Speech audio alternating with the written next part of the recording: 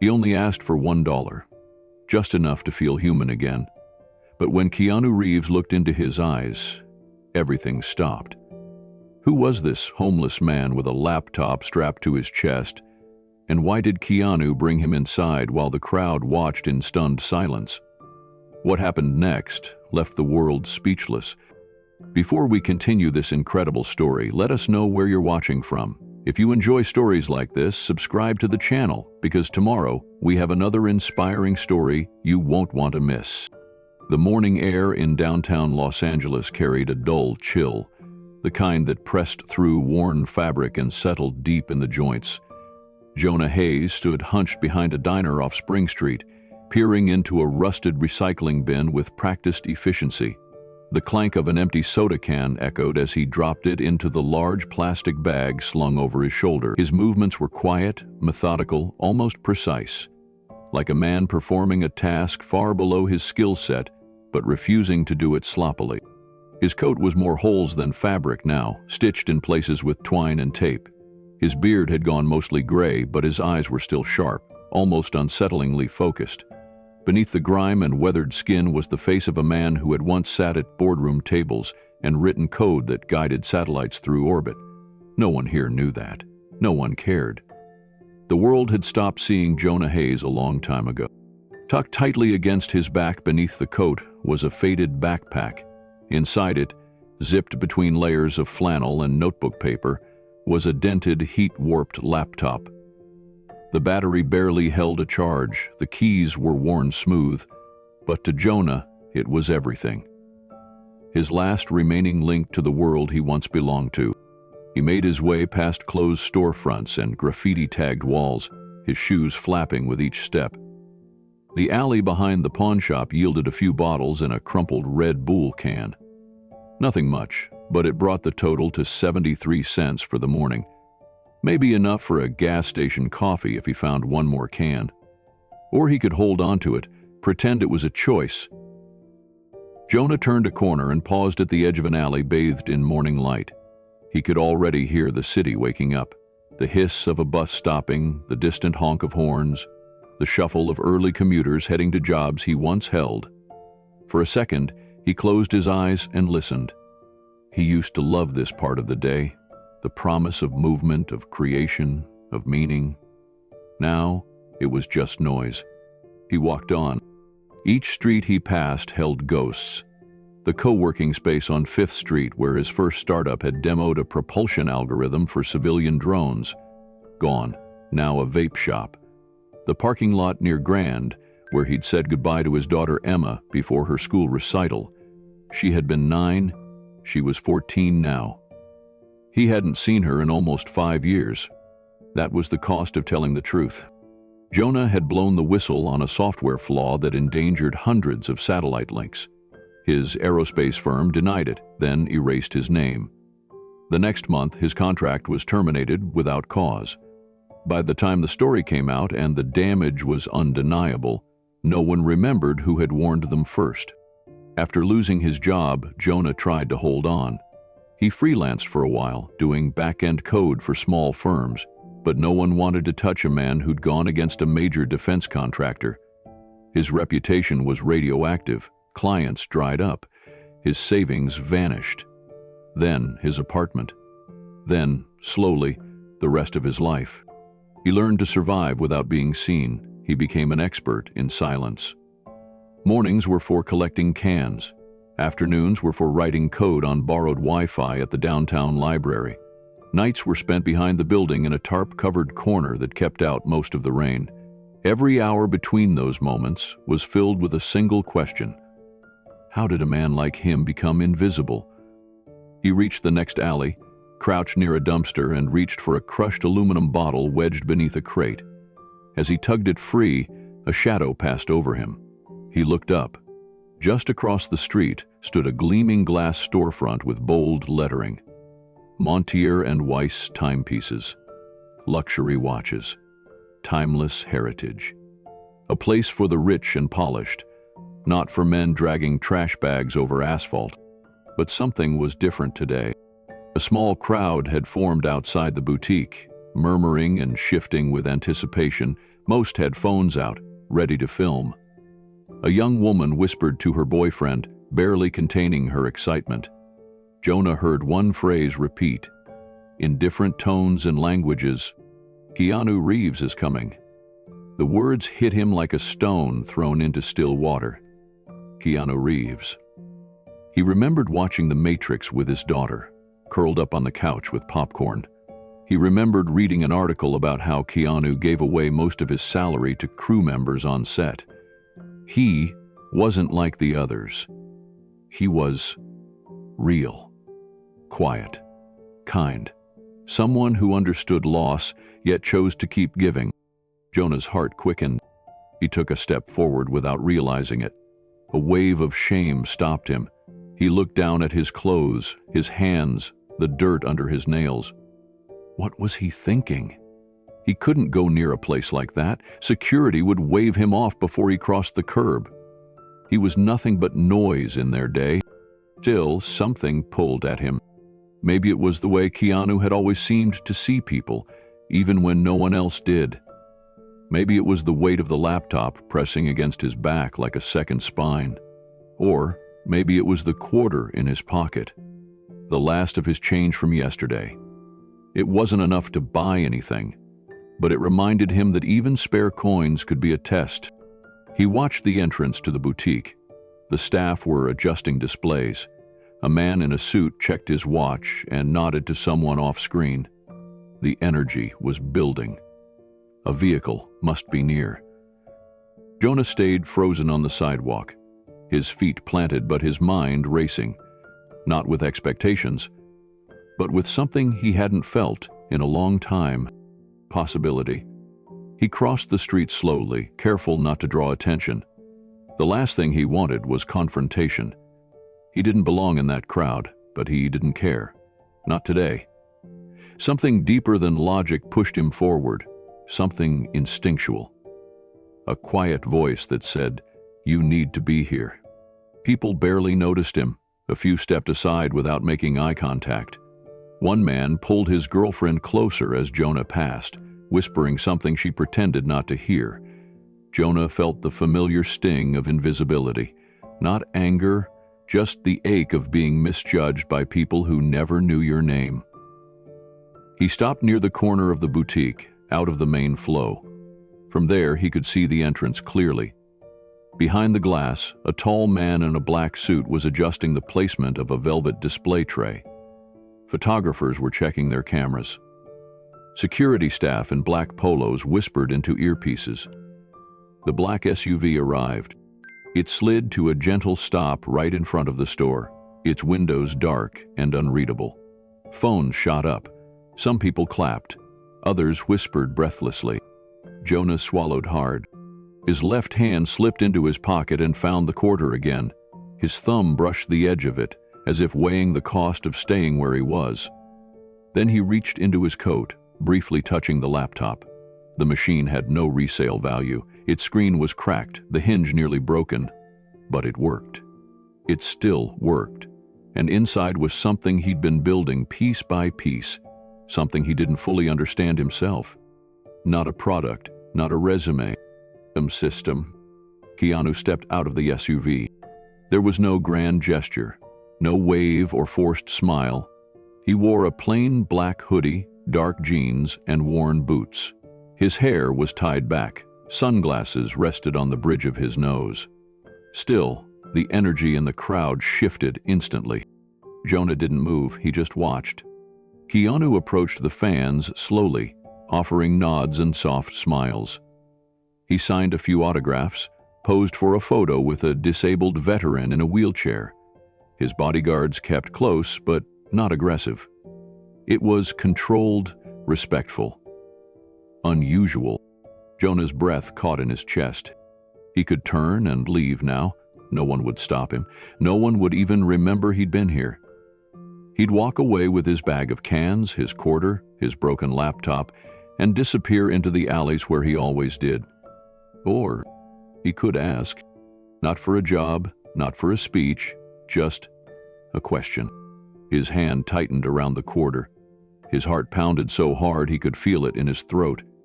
He took a single step forward, then another. The crowd barely noticed him, but one of the security guards did.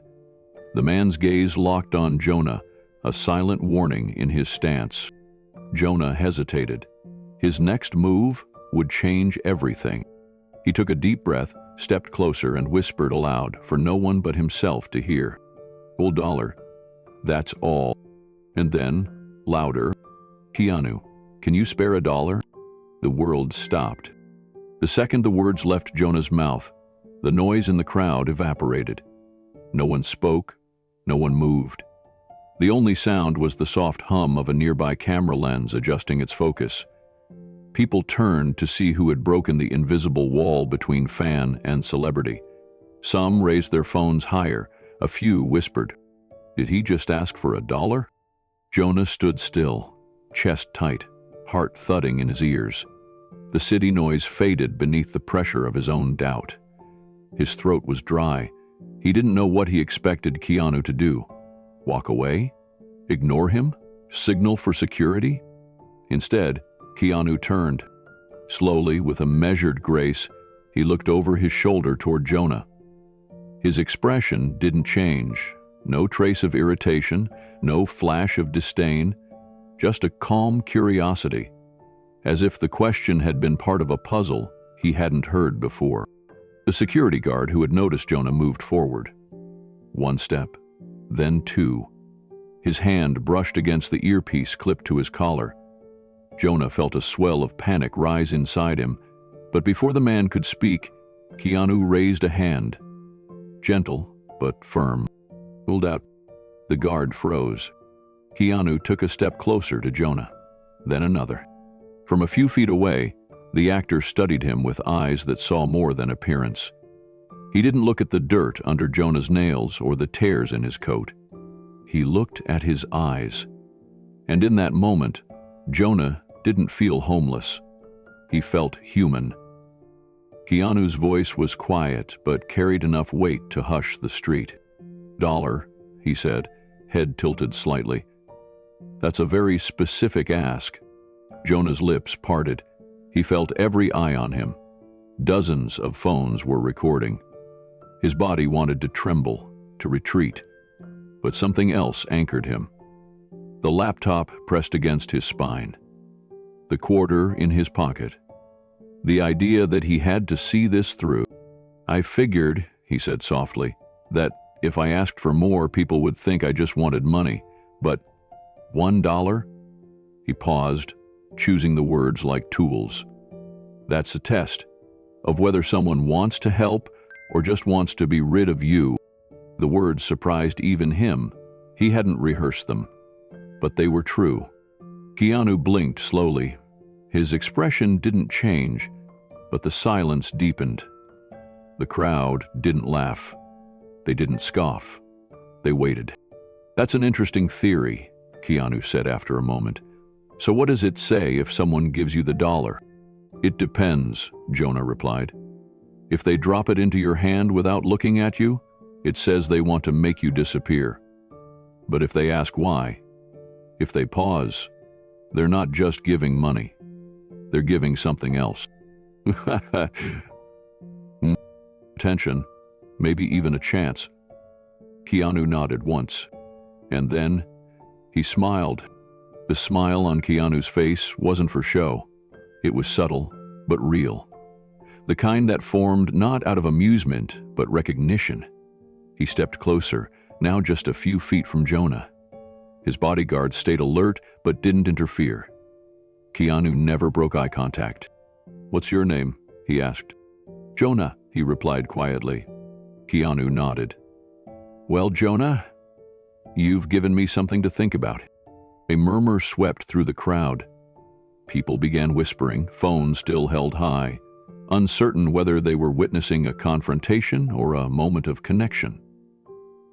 Jonah could feel his pulse in his fingertips. He had no idea what would happen next. All he knew was that this was the first real conversation he'd had in months, and it was with someone who could have easily ignored him. Keanu reached into his coat pocket and pulled out his wallet.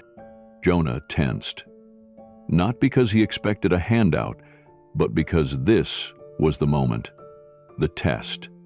Not for Keanu, but for himself. He didn't want money. Not really. He wanted to know if the world still had room for someone like him. Keanu paused with the wallet halfway open. Then he looked at Jonah again. "Let me ask you something," he said. "You seem like someone who's thought a lot about how people work. Why ask me that question, right here, right now?" Jonah hesitated. He glanced down at his scuffed shoes, then back at the watch boutique behind them. The polished glass gleamed in the morning sun. "Because this place," he said, his voice low, "represents everything I used to dream about. Success, stability, value." He swallowed, then looked Keanu straight in the eye.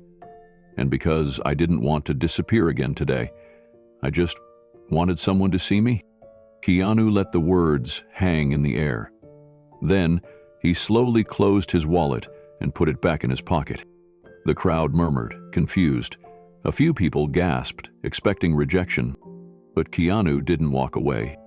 Instead, he asked, "You carry a laptop, don't you?"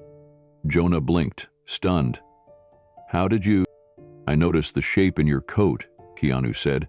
"Not a lot of guys sleeping rough walk around with that kind of weight, unless it matters." Jonah nodded cautiously.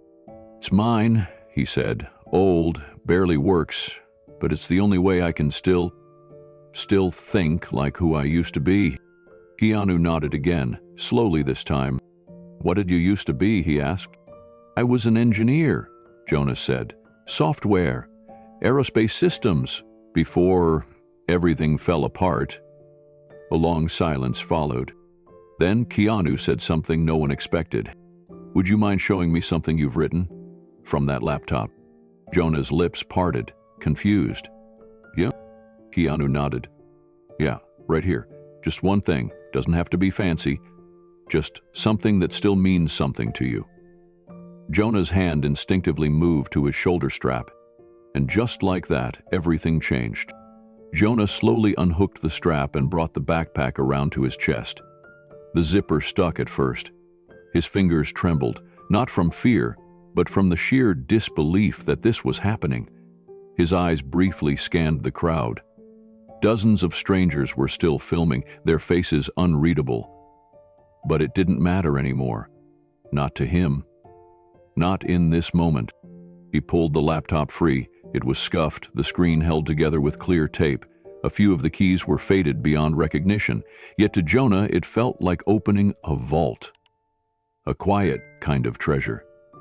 He knelt down on the pavement, balancing the device on his knees. "It needs a minute to boot up," he muttered. Keanu waited without a word. Jonah held the power button, praying the battery had enough charge. The fan sputtered, the screen flickered. For a breathless moment, nothing. Then it came to life, a dull blue glow against the glare of the sidewalk. He typed in a simple password and navigated to a folder labeled Ghost Drafts. He opened a file named Neural Boundary Disrupt.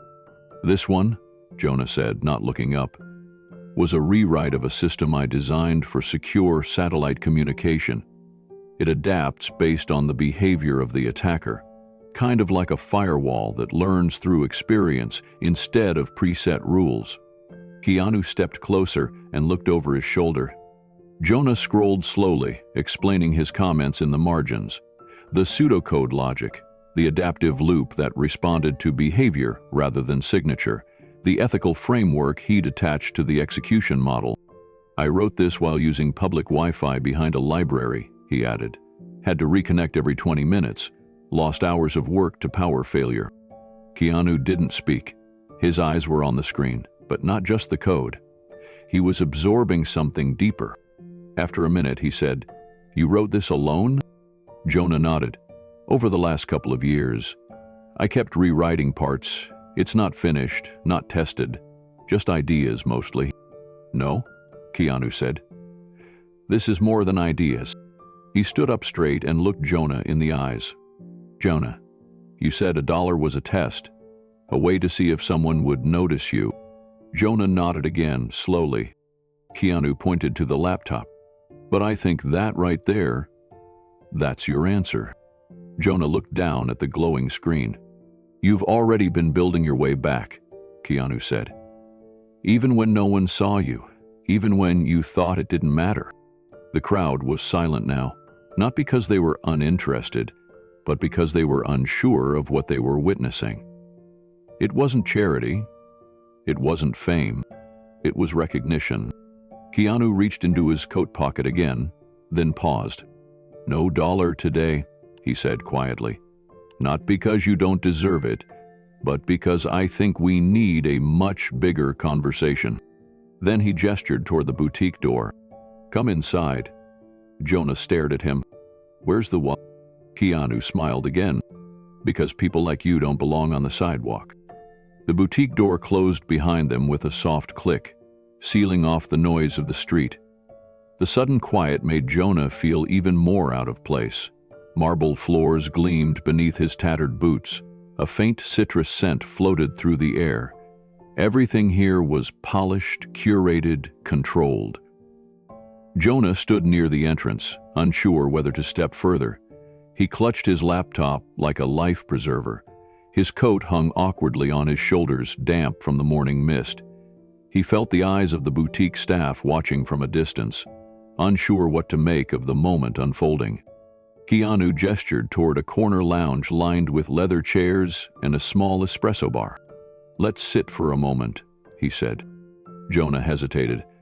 Are you sure? I don't want to make anyone uncomfortable. Keanu gave a small shrug. If anyone's uncomfortable, they'll be fine. You've earned the right to sit down, Jonah. They walked together, drawing glances but no comments. The boutique manager approached from the side, his posture stiff. Mr. Reeves, should I?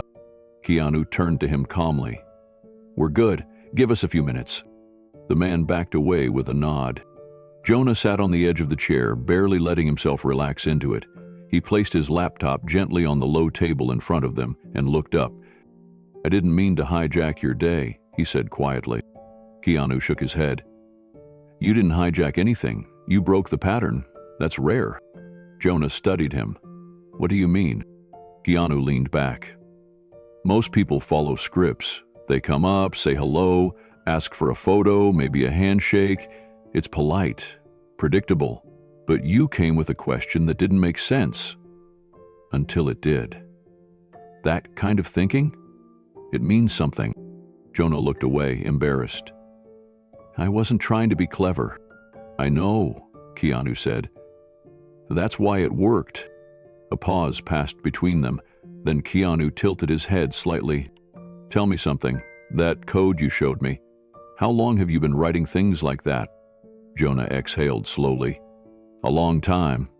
I used to work in aerospace defense, mostly secure protocol layers, machine-to-machine communications. Keanu's brows rose slightly. That's serious work. It was, until I lost it all. Keanu didn't push. He simply waited. Jonah continued. 5 years ago, I was part of a team working on a cross-satellite authentication protocol. I discovered a flaw, something subtle but dangerous. Our internal patch was delayed by politics, so I wrote my own version, posted it anonymously on a cryptography forum. I didn't want credit. I just wanted the fix to exist. Keanu straightened slightly in his seat. Anonymously? Yeah, I didn't sign it. No handle, no email. Just dropped the code and logged off. Keanu looked thoughtful, his eyes narrowing just a touch. Jonah noticed the shift. Why? What is it? Keanu didn't answer right away. Instead, he said, That fix? Do you still have it? Jonah nodded. On the laptop, same folder. Keanu leaned forward. Can you show me again? Jonah opened the laptop again. It took longer to load this time. The fan whined faintly, as if groaning under pressure. He navigated slowly, fingers shaking slightly, until he reached the folder labeled Ghost Drafts. He clicked into a subfolder called Legacy_Fixes and pulled up a file named SCP_failover_V7IX "This is it," Jonah said, tilting the screen toward Keanu. "It's crude, but the logic's sound. The core of it's still intact." Keanu leaned in, scanning the screen line by line. Jonah watched his face for a reaction, expecting confusion or polite interest. But instead, Keanu's eyes sharpened. He wasn't just reading, he was recognizing. "This syntax," Keanu muttered. "The key exchange method and the rolling failsafe buffer." Jonah blinked. "You understand this?" Keanu looked up, almost startled. "Not all of it, but enough. One of the nonprofits I helped launch works with satellite comms for humanitarian relief. We had an issue 3 years ago. Serious risk of signal spoofing during an operation in Ethiopia. Our team implemented a patch from an old codebase someone had scraped off a forgotten forum." Jonah felt the air leave his lungs. Keanu continued. "The engineers kept calling it the ghost patch. No signature, no trace. But it worked. Flawlessly. Saved the entire communications grid for a 6-week window." Jonah sat back in his chair, stunned. "That was mine?" Keanu nodded slowly. "Looks like it." For a moment, neither of them spoke. The world outside the boutique faded. It was just 2 men and a battered laptop. One who had written something to stop a disaster, and another who had unknowingly helped carry it into the world. Jonah swallowed hard. "I never knew if anyone even saw it. I thought it just disappeared." Keanu leaned forward. "It didn't. It made a difference." The words hit Jonah deeper than he expected. He had spent years clinging to the idea that maybe, somewhere, the code had mattered. But to hear it from Keanu Reeves, that it had actually saved lives, was almost too much. "I was at my lowest when I wrote that," Jonah said. "They were ignoring the breach. I couldn't sleep. I remember pacing in the kitchen at 3 a.m., staring at a terminal screen, wondering if I should even bother." Keanu looked him in the eye. "And you did it anyway?" "I had to," Jonah said. "It was the only thing I still believed in." Keanu sat back, studying him. Then, quiet. "Why didn't you take credit?" Jonah hesitated. "Because I was afraid. If I attached my name, I'd lose what little I had left. I was already being watched. Posting anonymously gave me distance, safety." Keanu nodded, understanding more than he let on. "The strange thing about impact," he said, "is that it doesn't always come with applause. Sometimes the loudest work happens in silence." Jonah looked down at his laptop, the cursor blinking in the code window like a pulse. For the first time in years, it felt like something was beating again. Jonah closed the file slowly, the laptop screen dimming as it returned to the home menu. His fingers lingered on the trackpad, as if reluctant to let go. He looked up and saw Keanu still watching him, not with pity, but with a kind of quiet conviction. "I never expected this," Jonah said, voice low. "Not the recognition, not being listened to. Most days I'm just trying to stay warm and find Wi-Fi." Keanu gave a soft chuckle. "And yet you've been carrying a system inside your backpack that protected real people across the world." Jonah stared at him, searching for words. Keanu leaned forward again, more serious now. "Jonah, do you know how long my team searched for the author of that patch?" Jonah shook his head. "Years," Keanu said. "We tried everything. Metadata, forum traces, even language pattern recognition. But there was nothing. No name, no signature, not even a consistent posting history. I scrubbed it all before uploading," Jonah said. "Didn't want any trails." "You succeeded," Keanu replied. "Which is exactly why we could never thank the person who wrote it. Until now." The boutique around them had fallen into a kind of reverent stillness.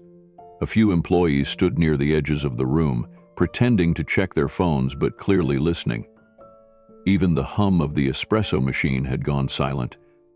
Keanu folded his hands and looked at Jonah with a kind of clarity that carried weight.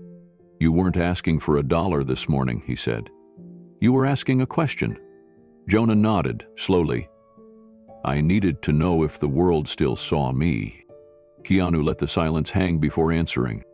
And I think it's time the world saw what you built. Jonah didn't know what to say. There were no scripts for moments like this. No roadmap for how a man who had been invisible for years was suddenly being asked to step into the light. I'm not polished, he said finally. I don't have a clean past. I've done things to survive that I'm not proud of. Keanu didn't flinch. Neither does the world you helped protect. That made Jonah pause.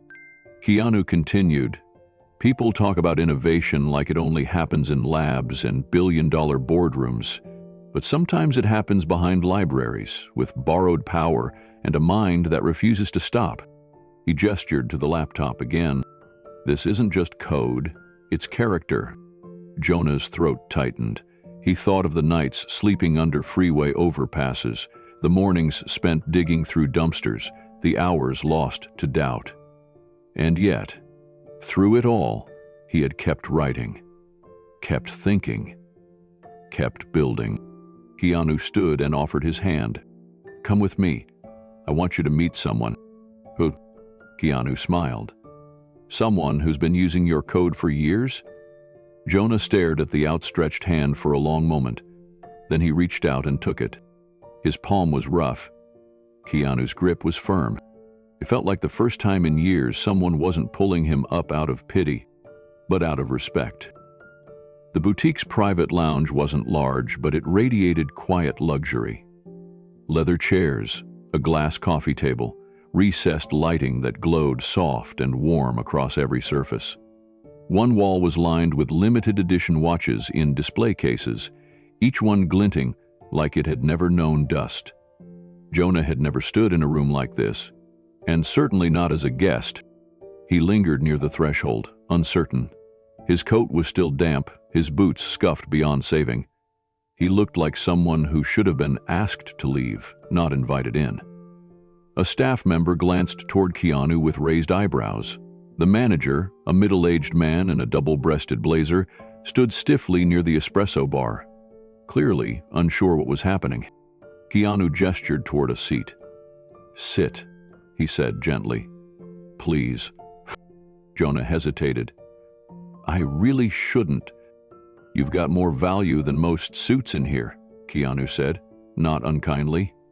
Trust me? Jonah nodded once and lowered himself into the chair. It exhaled softly beneath his weight, like it hadn't expected to hold someone like him. Keanu sat across from him and waved toward the espresso bar.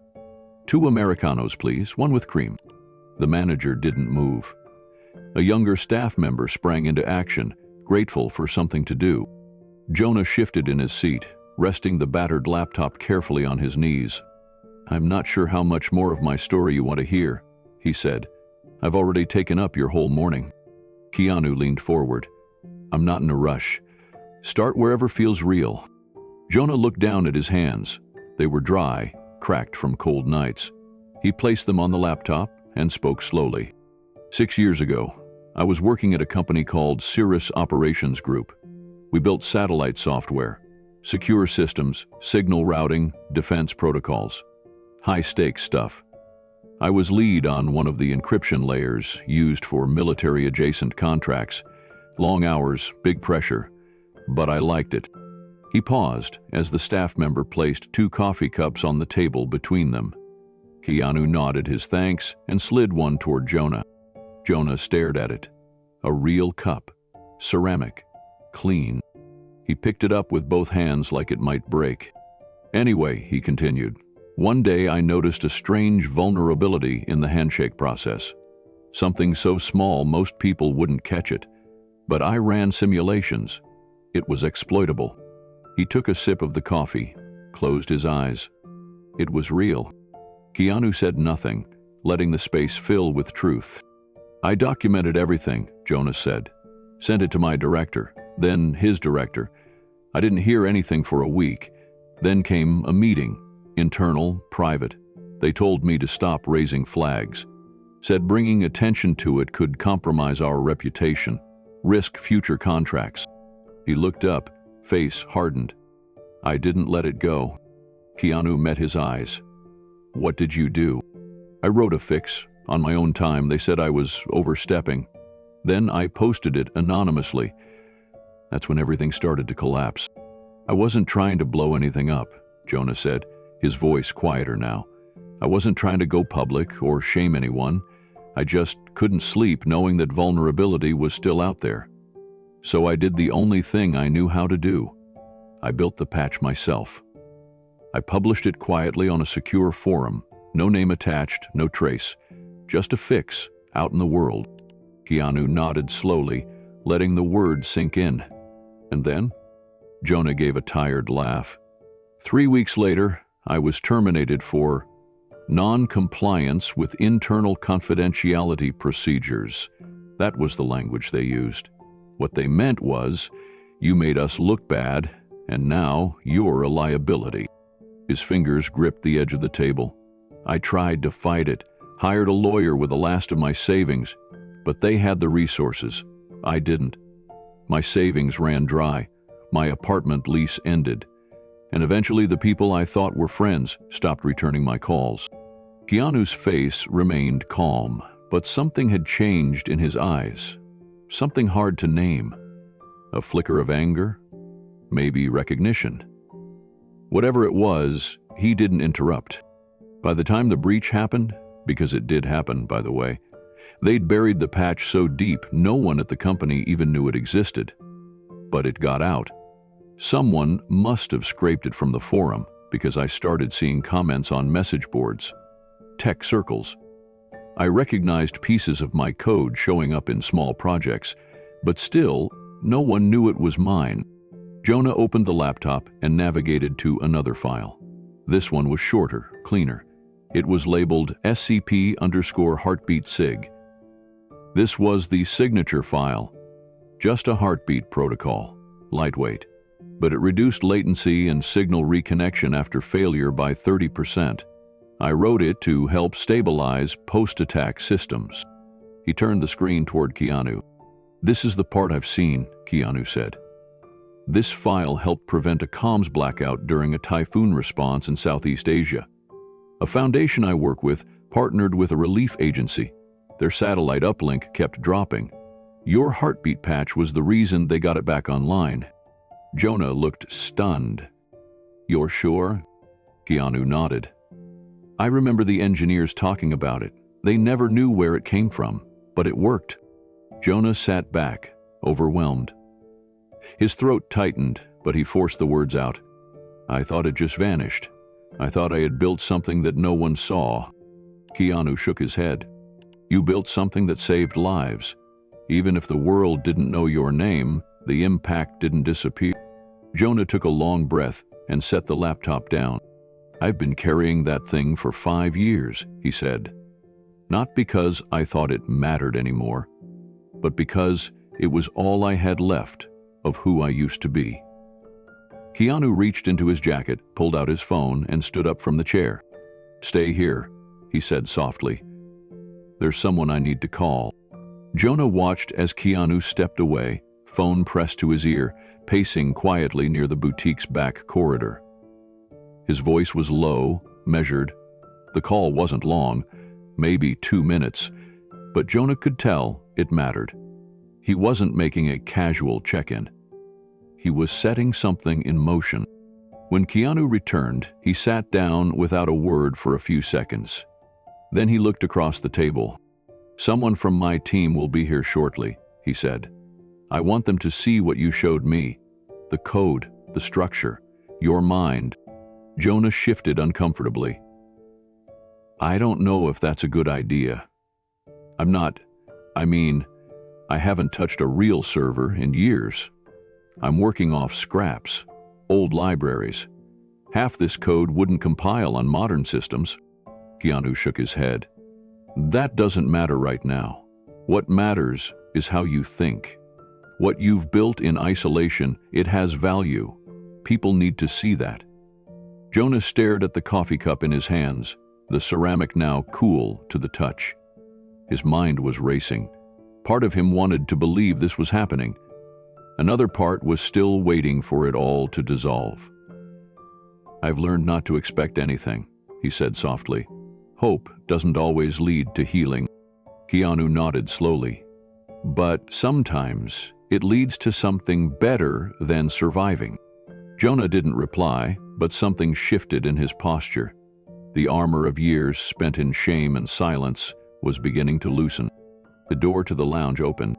A woman in her late 30s stepped in, dressed in business casual. Clean cut, sharp eyes, calm energy. She carried a slim tablet and wore a badge clipped to her belt. Alethea Systems, Technical Division. Jonah, Keanu said, standing to greet her. This is Aria Lang. She's the Director of Technical Integration for Alethea. She helped adapt your code into the satellite systems I mentioned earlier. Aria offered her hand. Jonah shook it, unsure what to say. We've been trying to reverse engineer the anonymous patches for years, she said. Never imagined we'd actually meet the author. Jonah blinked. You use them still? She nodded. Some of our humanitarian systems still rely on the heartbeat protocol. We expanded it into mesh relay nodes in the field. It's simple, stable, and smarter than most of what we've built from scratch. Jonah was speechless. Aria sat beside him and opened her tablet. Can I see what else you've got? He nodded, hands trembling slightly as he reopened his files. Over the next few minutes, he walked her through his folders. Old drafts, code snippets, diagrams sketched in notepad documents. Some were unfinished, some hadn't been opened in years. But Aria didn't judge any of it. She asked questions. She took notes. She pointed out pieces they had seen in use, parts they hadn't realized were connected. Jonah's ideas were more widespread than he'd ever imagined. And when he finished showing her the final folder, she looked up and said the words he hadn't heard in half a decade. You built something remarkable. 10 minutes after Aria finished reviewing Jonah's files, another visitor arrived. This one wore no badge, no business attire. Just a navy blue jacket with the words Signal Shield Initiative stitched onto the breast. The man was tall, with silver hair cropped short, and calm eyes that looked like they'd seen too much and learned not to flinch. Keanu stood to greet him. Jonah, this is Marcus Wren. He runs the operational side of one of our non-profit divisions that provides tech infrastructure to underserved and vulnerable areas. Marcus, this is the guy behind the anonymous code that kept your communication grid alive in 2021. Marcus stepped forward and extended his hand. Jonah stood slowly, his joints stiff, and accepted the handshake. I owe you, Marcus said, without hesitation. We all do. Jonah looked confused. For what exactly? Marcus opened a worn leather portfolio and pulled out a few printed sheets. He laid them on the table. Maps, data logs, field reports. And here, a conflict broke out near the northern border of Malawi. One of our partners, a mobile orphanage unit, was using a modified satellite comm system to coordinate evacuation routes and medical supply deliveries. During a storm, the network went down. We lost contact with half the convoy. Jonah sat forward, eyes locked on the papers. We used every backup we had, Marcus continued, but nothing held. Then one of our junior engineers remembered a patch someone had quietly uploaded to a shared developer archive months earlier. It wasn't signed, but it had been flagged for innovation. He tried it. He pointed to one of the logs. 47 seconds after implementing that heartbeat patch, we re-established comms with the convoy. Children, volunteers, drivers, 42 lives in motion. That fix rerouted their signals through the fallback grid. Without it, they would have been stranded in hostile territory. We might have lost them. Jonah's jaw slackened. His voice was barely audible. I had no idea. Keanu was quiet. He let the truth land. Jonah leaned back slowly, eyes glassy. I thought I was just writing a theoretical patch. Something clever, something neat. I never imagined. He stopped, overcome. Keanu spoke gently. You didn't just fix a bug, Jonah. You saved lives. The words hit deeper than praise, deeper than gratitude. It was a validation of the very part of him he thought the world had discarded, the part that still believed good code could mean something beyond lines on a screen. Jonah wiped at his face. "I thought that part of me was dead." Marcus smiled faintly. "Looks alive to me." The room went still again. Jonah stared at the portfolio on the table, then at Keanu. "You didn't have to tell me all this." "I know," Keanu said, "but you needed to hear it." Jonah took a long breath. "So? What happens now? You've seen the code, you've said the words. What does someone like me do with that?" Keanu didn't answer right away. Instead, he asked, "What would you do if you had another shot?" Jonah let the question hang in the air. What would he do with another shot? It was the kind of question he hadn't let himself consider in years. Not seriously, not beyond daydreams scribbled on the back of library checkout slips or muttered to himself while falling asleep behind dumpsters. It was a fantasy, a what-if. But now Keanu had asked it like it was real, like it mattered. Jonah looked around the room. Arya still sat quietly, her tablet in her lap. Marcus stood with his arms folded, watching Jonah with that steady, respectful gaze. And Keanu, he wasn't rushing, wasn't coaxing, just waiting, like a friend, like someone who meant it. "I wouldn't chase money," Jonah said finally. "I've seen what that chase does. I've watched people compromise everything they believe in just to get back what they lost." Keanu nodded slightly. "Go on." "I think," Jonah leaned forward, fingers laced together, "I think I'd want to build something that keeps others from ending up like me." Keanu's brows lifted, curious. "There's a generation out there," Jonah said, "of kids who know how to code but don't understand the ethics behind it. They're smart, talented, and invisible, just like I was. Some of them are on the edge of making good choices or terrible ones, not because they're bad people, but because no one ever taught them the weight of what they can build." He glanced at his laptop. "I want to teach them that security isn't just about firewalls and passwords. It's about people, about choices, about what we protect and why." Marcus stepped closer. "You're talking about an ethics program for at-risk youth?" Jonah nodded. "Exactly. Not just a class, a system, something hands-on.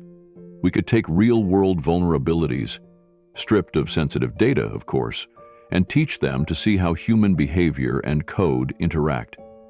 We train them to think like white hats. But more than that, we train them to care." Arya looked impressed. "That's a huge undertaking." Jonah smiled faintly. "I've already written half of the modules. The idea started forming the second I realized my code had been used. I thought, maybe this is how I get to matter again." Keanu leaned forward, elbows on his knees. "What would you call it?" Jonah hesitated. "GHOS, he said finally. Global Humane Operational Security Training. A nod to the anonymous code that got me through, and a reminder that the unseen can still change everything." For a long moment, no one said anything. Then Keanu sat back and let out a slow breath. "I like it." Marcus nodded. "So do I." Arya looked at Jonah with fresh eyes. "I've seen a lot of proposals, none that start from survival. That's rare." Keanu looked at Jonah and asked the question again, this time quieter. "Jonah, if we gave you a second shot, would you take it?" Jonah's voice cracked slightly as he answered. "I wouldn't just take it. I'd build something that proves it was the right decision." Keanu leaned back in his chair and studied Jonah for a few quiet seconds, like he was no longer just seeing a man across from him, but the ripple effect of what this man could become. Then he gave a single, deliberate nod. "Then let's not waste time," he said. Jonah blinked. "You mean?" "I mean, I know what it feels like to lose things that matter, people, time, purpose. But I also know what happens when someone hands you a rope instead of a lecture. So, here's the rope. Let's build, GHLS. Jonah stared at him, not out of doubt but disbelief. He hadn't even asked for help. Not directly. He just told the truth. And now someone was offering more than kindness. He was offering belief. "I don't even know what to say," Jonah whispered. "Say you'll start drafting the curriculum," Keanu replied. "Say you'll accept the tools and space to do this right. We'll cover the cost. You cover the soul." Jonah chuckled, shaking his head. "That's the part I've still got." Marcus stepped forward, slipping a card onto the table. "We have a space you can work from. Co-development zone with modular infrastructure. Secure server access. You won't have to code behind a library anymore," Arya added. "And I'll connect you with our educational outreach partners. They've been looking for something real. Something that's more than just a corporate-sponsored STEM program." Jonah looked at the business card. His thumb ran across the embossed text. Then he looked at Keanu. "You don't even know me," he said softly. "You've known me for what? An hour?" Keanu's response was steady. "Jonah, I've known enough people to recognize the ones who are pretending and the ones who've bled for what they believe in. You didn't sell yourself today. You didn't pitch me. You asked for $1, then gave me a glimpse of a better world. I'd be a fool not to help build it." Jonah's throat tightened. He didn't speak, just nodded. Keanu turned to Marcus and Arya. "Let's make this official. Fast-track the paperwork. I want him supported immediately. No waiting, no hoops." They both nodded. "Already in motion," Marcus said. "I'll bring him the equipment by tomorrow," Arya added. Jonah looked from one to the other, still trying to ground himself in what was happening. Every instinct in him had been conditioned to expect disappointment, to be turned away, to be overlooked. But not today. Not anymore. Keanu stood and offered his hand again. Jonah rose and took it. This time, the grip was stronger. A partnership. "Well, beginning. I'll do everything I can," Jonah said. "I don't want everything," Keanu replied. "I want what only you can bring. That lens, that life, that fire." Jonah smiled. It was the first real smile he'd allowed himself in years. Then he added, "And maybe one real keyboard, minds held together with duct tape and a prayer." Keanu laughed. "Deal." The key card was smooth in Jonah's hand. He stood outside the hotel room for almost a full minute before sliding it into the lock. The green light blinked and the door clicked open. Room 1407. He stepped inside, blinking at the soft lighting. It wasn't extravagant, just quiet and clean. The kind of place people took for granted after red-eye flights or business conferences. But to Jonah, it felt unreal. A king-sized bed, white sheets, thick carpet beneath his boots, the scent of something floral, not musty. A TV he wouldn't turn on. A mini-fridge he wouldn't touch. Not yet. He closed the door behind him slowly and leaned against it for a second, just breathing. A few hours ago, he'd been standing on a sidewalk asking for $1. Now, he was here. There was a note on the desk. A simple message written in Keanu's handwriting. "Rest, warm up, reset your system. Tomorrow start something new." Next to it sat a paper bag with a sandwich and bottled water. Room service would have been easy. But this felt personal, human. It wasn't about spoiling him. It was about giving him something real. Jonah sat at the desk and unzipped his backpack. He pulled out the laptop and laid it gently on the surface. For a long moment, he just looked at it. The casing was scratched, the screen frame chipped. But it had survived with him. Through cold nights, through rejection, through forgotten libraries and broken benches, it had outlived every failure. He opened the lid and waited. The laptop booted up slower than usual. It had been running all day and was probably overheating again. But when the screen finally came to life, Jonah felt a strange wave of comfort. This was his ritual.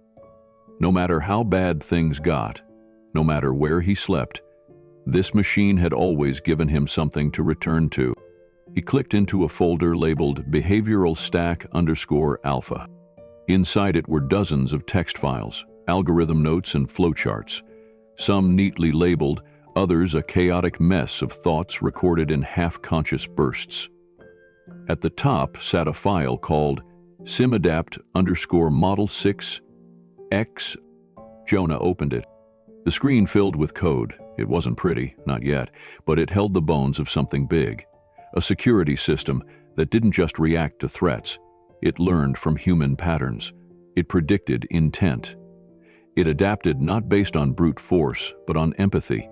He'd built it in the dark corners of shelters and behind the whirring fans of public library towers. It wasn't based on cutting-edge funding. It was based on surviving among desperate people, watching what fear and hunger made them do. It understood that real danger rarely came in predictable forms. Jonah scrolled through the comments, some written on nights when he hadn't eaten.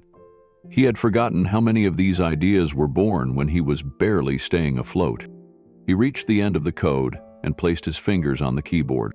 Tomorrow, he would start cleaning this up. But tonight, he just wanted to remember why he'd written it. Jonah leaned back in the chair and stared at the screen as the code glowed faintly in the dim room. His eyes traced the lines, if-then conditions, probability matrices, anomaly detection loops. None of it looked impressive to an outsider, but to him, every line was a fingerprint, every loop was a memory. He hadn't written this to impress anyone.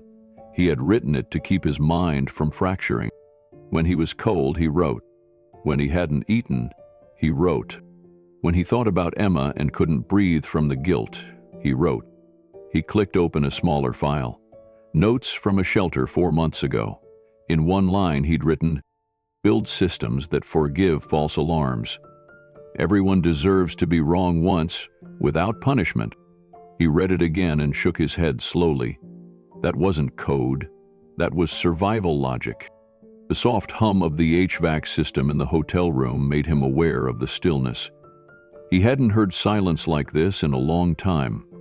There were no shouting matches from the alley, no sirens in the distance, no footsteps crunching past his cardboard wall. Just warmth, and air that didn't taste like exhaust. He reached into his coat pocket and pulled out a small plastic sleeve. Inside was a folded photo, creased, worn at the corners.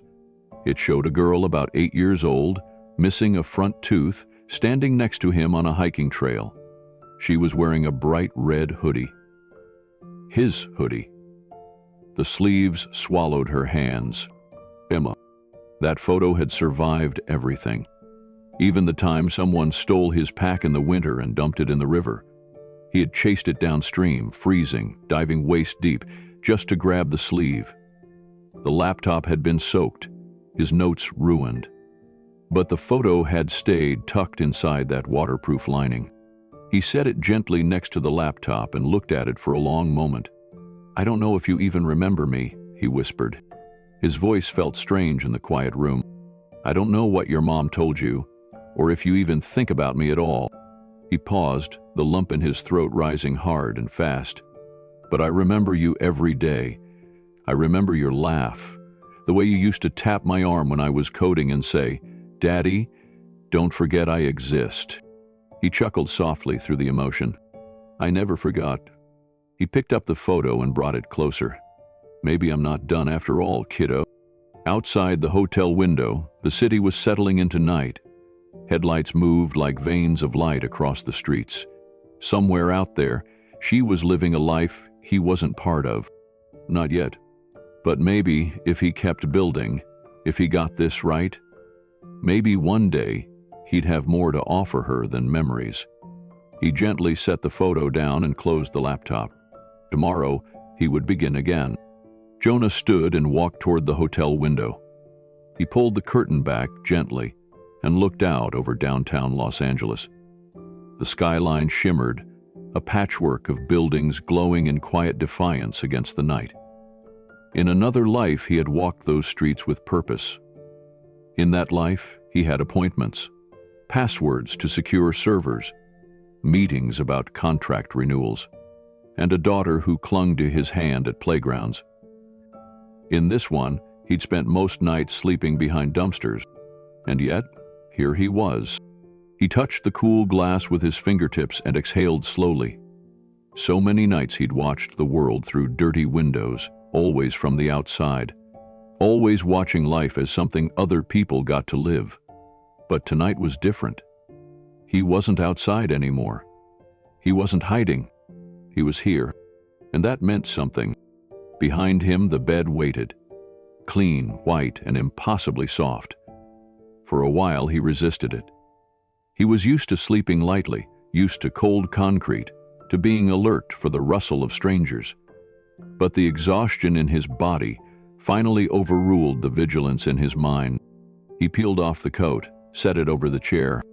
Then, for the first time in years, Jonah stepped into a bathroom with warm lighting and folded towels and didn't feel like a trespasser. He turned on the faucet and let the water run. Hot, clear. He washed his hands slowly, then his face. The sensation overwhelmed him. He looked up into the mirror. His reflection stared back. Older, worn, but no longer broken. He grabbed the complimentary toothbrush from the vanity and brushed for so long his gums ached. Then he showered. The water pooled at his feet, taking with it layers of grime he hadn't realized were still there. He washed his hair, scrubbed his arms. Just the act of being clean felt like rebirth. He stepped out and looked at himself again. The man in the mirror looked less like a ghost, more like Jonah Hayes, the engineer. Back at the desk, he pulled out one last item from his backpack. A small notepad, dog-eared and stained. He flipped through it until he found a half-blank page. With the hotel pen, he wrote down a single sentence. "Tomorrow we begin building what the world tried to erase." He tore the page out and slid it under the laptop, a silent promise. Then he climbed into the bed. The sheets were crisp and cool, the pillows soft enough to swallow his head. At first, his body tensed, waiting for a noise, a bang, the clatter of a trash can, but none came. The silence held, and slowly, his breathing steadied. In minutes, he drifted into sleep, deep, warm, uninterrupted. And for the first time in 3 years, Jonah didn't dream of falling. He dreamed of building. The next morning, Jonah stood outside a sleek 2-story building nestled between a design agency and a startup incubator. The door bore no corporate logos, just a small placard with the name Reeves Initiative, Project Echo. He clutched his laptop and exhaled slowly. His hands were clean, his clothes simple but fresh, were provided by Keanu's team the night before. He looked more like himself again, or rather, the version of himself he hadn't seen in years. Inside, the space felt like a living machine. White walls, glass partitions, workstations built into long wooden tables. Screens showed open-source dashboards and encrypted nodes from remote parts of the world. But it wasn't loud, it was peaceful, focused. A place for deep work. A woman with short black hair approached him. She wore jeans, a fitted hoodie, and thin silver glasses that gave her an air of precision. "You must be Jonah," she said. "I am," he said, adjusting his grip on the laptop. "I'm Sarah Kim, Tech Director for Project Echo. Keanu told me to give you something meaningful." He followed her through the building to a quiet corner where a workstation had been prepared. 3 monitors, a clean mechanical keyboard, and a tablet showing a small dashboard. Sarah handed him a folder. "This isn't hypothetical," she said. "The system you're about to touch is an anonymized clone of our real-time comms relay used in refugee corridor planning. It handles thousands of dynamic nodes every hour. Your task is simple. Find and fix a security flaw our internal team missed. You'll have 5 hours." Jonah blinked. "And if I can't?" She shrugged. "Then you still showed up." He nodded slowly. "Okay." "One more thing," she said. "No internet. This is a closed test environment. You have everything you need on the local network. Show us what only you can see." With that, she left him alone. Jonah stared at the screen for a few seconds before sitting down. His fingers hovered over the keyboard.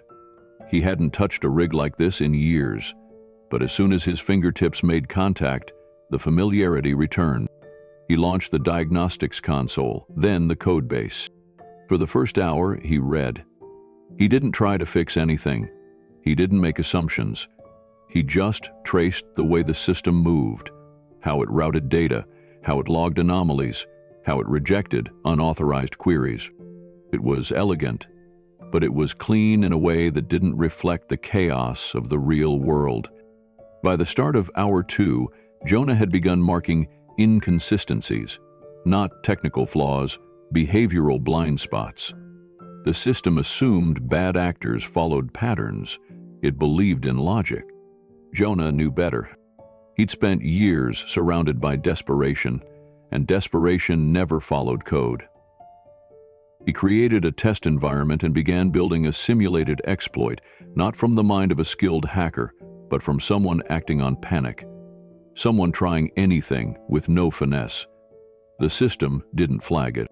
That was the flaw. It failed to register reckless intrusion attempts because they didn't fit known threat profiles. But in the real world, it wasn't always about precision. Sometimes it was about volume, about chaos. And this system didn't know how to panic. Jonah's fingers moved with purpose now. He wrote a mock intrusion script, deliberately messy, erratic, designed to mimic how a desperate actor might behave. He ran it against the system in waves, using malformed data packets, repeated unauthorized pings, and time-based irregularities that wouldn't trip conventional alarms. The system ignored them. It wasn't that the firewall was weak. It was that it was too perfect, too polished. It filtered out noise instead of recognizing that sometimes noise is the signal. He leaned back, staring at the data logs flooding the screen. They told a story most engineers wouldn't bother reading. But Jonah had learned on the street that sometimes the most dangerous things weren't the ones planned. They were the things done without any plan at all. By hour 3, he had identified the point of entry. It wasn't a single vulnerability. It was a blind spot in the system's logic. He drafted a new detection protocol that didn't rely on expected input formats. Instead, it studied the behavior of packets, how they entered, how often they changed, what patterns they lacked. It flagged chaos as potential intent. It didn't punish noise, but it didn't ignore it either. Then he added a secondary logic layer, a dynamic cooldown system that throttled connection access when erratic behavior was detected, even if credentials seemed valid. Not a hard block, just a moment of digital hesitation. That moment in a real-world setting could mean everything. By the 4th hour, he was testing the patch live in the sandbox. His flawed intrusion script triggered a warning, then a temporary gate, then an audit. It worked. But Jonah didn't stop there. He added a comment at the top of his code. Trust is not the absence of error. It's the ability to recognize when someone is acting like they have nothing left to lose. The final hour passed in a blur. He documented every step, his logic, his reasoning, even the human experience behind the fix. He wasn't just patching code. He was embedding a worldview, one built on experience, one shaped by fear and hunger and survival, but also by resilience. When the timer hit 0, Jonah stood. Sarah Kim returned, flanked by a few others, engineers, observers. One of them handed her a tablet that showed Jonah's log entries. She looked through the notes for a few minutes, then asked him quietly, "You built a vulnerability profile around psychological panic?" "I built it for the person trying to survive," he said, "not the one trying to win." She looked up. "None of our team saw that." Jonah shrugged lightly. "That's because none of them have slept behind a dumpster waiting for the library to open." The room was still. Sarah smiled, just a little. "You found the flaw, but more than that, you gave it context. That's what we're missing. Keanu walked in then, hands in his coat pockets. He nodded to Sarah, then turned to Jonah. How'd it go? Jonah handed him a flash drive. It's not bulletproof, he said, but it's real. Keanu took it, nodding. Then it's exactly what we needed. Jonah didn't smile, didn't cry, didn't collapse. He just stood there, steady. For the first time in years, he didn't feel like someone proving himself. He felt like someone finally being heard. The silence in the room was thick after Jonah finished speaking. Sarah scrolled through the logs again, this time slower, her fingers tapping lightly against the glass of the tablet. She wasn't just reviewing code anymore. She was absorbing the logic behind it. The story it told. It's elegant in a way that's uncomfortable, she finally said. Jonah raised an eyebrow. Uncomfortable? Sarah looked at him. Because it works. But not because it's technically superior. It works because it reflects the one thing we usually ignore, irrational human fear. That's not something you can teach. It's something you survive. She turned the tablet toward the team and tapped a section of code. This line here. The redundancy Jonah built. It mirrors how someone under duress keeps checking the same door lock over and over. It's not efficient, it's desperate. But when we ran his exploit sim through the detection protocol, this is what flagged it. That's genius. Keanu entered just then. He stepped quietly to the side, observing before speaking. His presence was calm but grounding, like a signal cutting through static. Sarah looked up from the tablet and nodded toward Jonah. You should hear this. Keanu stepped forward, took the flash drive from Jonah's outstretched hand, and inserted it into a nearby terminal. Within seconds, the logs appeared on the large screen mounted to the wall. Code, comments, data. He read silently for a minute. Then he leaned in and clicked a specific comment left by Jonah. This system must assume that trust can still exist even when logic collapses. Keanu looked at Jonah and smiled softly. This isn't a fix, he said. It's a philosophy. Jonah shifted his weight. I didn't mean it to sound like a sermon. It doesn't, Keanu replied. It sounds like you've lived what most of us only simulate. He folded his arms, studying Jonah. Where'd you learn to think like that? Jonah hesitated. He didn't want to romanticize it. Didn't want to sound like he was using pain as a credential, but honesty had gotten him this far. When you're surviving, he said slowly, you see things no classroom teaches. You learn how people lie to themselves. You learn how fear talks louder than logic. You learn that some systems collapse not because they're broken, but because they weren't designed for the worst of us. The room stayed quiet. Keanu reached into his coat and pulled out a plain manila folder. He set it on the desk between them. We dug into your old case, he said. Jonah's eyes flicked to the folder. Keanu continued. My legal team used some old contacts. You were never named publicly, but we found the whistleblower memo from your employer's internal archive. It was archived under anonymous threat report, refused compliance, dated 3 weeks before the blacklisting started. Jonah stared at the folder but didn't reach for it. Keanu nudged it closer. We think you were right. Jonah swallowed hard. That file got me labeled a security risk. They erased me over it. And that code you posted anonymously a year later? Keanu said. It's still running in our Foundation's defense matrix. You saved lives, Jonah, and you never took credit. Jonah reached forward, his fingers resting on the edge of the manila folder. He didn't open it yet, he just sat with the weight of what it represented.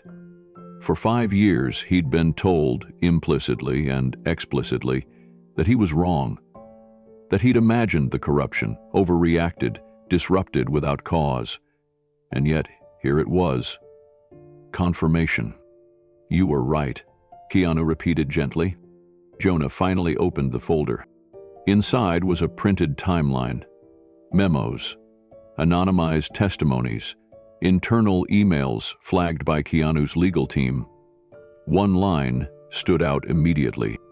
We cannot risk further exposure from the engineer. Begin quiet offboarding strategy, codename Hayes/Null. His name. Sanitized into a strategy. He sat back slowly. I didn't want to take them down, he said quietly. I just wanted the truth to matter. Keanu nodded. That's why it does now. Sarah walked over and placed another document beside the folder. A printout of Jonah's patch. She tapped the corner. You understand we can't use this without your permission. It's your original logic.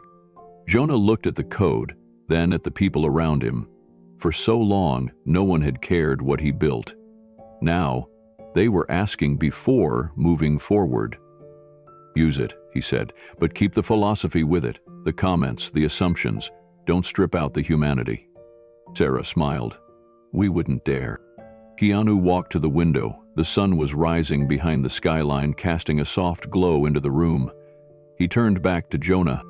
You said yesterday that if you got another shot, you'd start something to teach ethics to kids? Kids who might end up where you did. I meant it. What if we gave you the tools to do it? Keanu asked.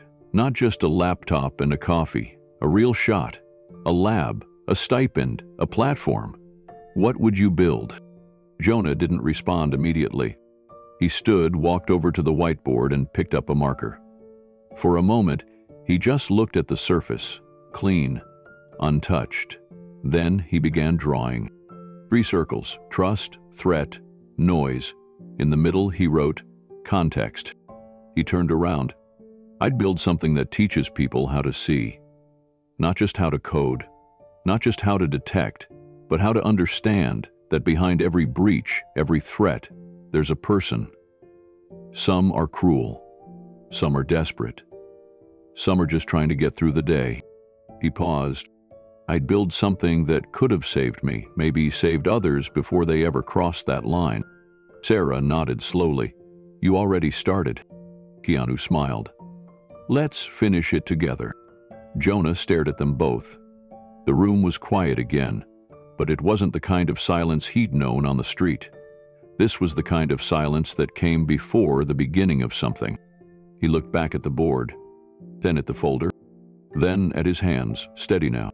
Maybe the world had tried to erase him, but he had redrawn himself, line by line. Jonah sat with the folder still open, his eyes moving slowly across each page.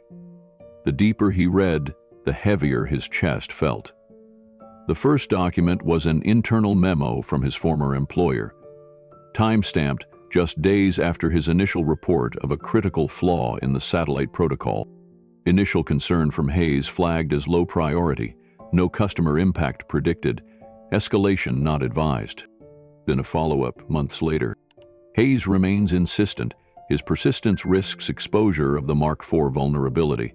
Recommend personnel review for termination and reputation control strategy. That phrase, reputation control, landed like a punch. They hadn't just dismissed his concerns. They'd orchestrated a campaign to erase his credibility.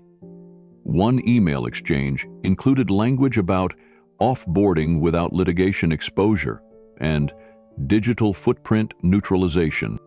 Next came legal correspondence between the company's general counsel and a third-party PR agency, a strategy to suppress any discussion of internal product risks, especially those related to the satellite patch Jonah had originally submitted. They hadn't just ignored him, they had knowingly released a faulty product, silenced internal dissent, and buried the only patch that might have prevented a cascade of vulnerabilities.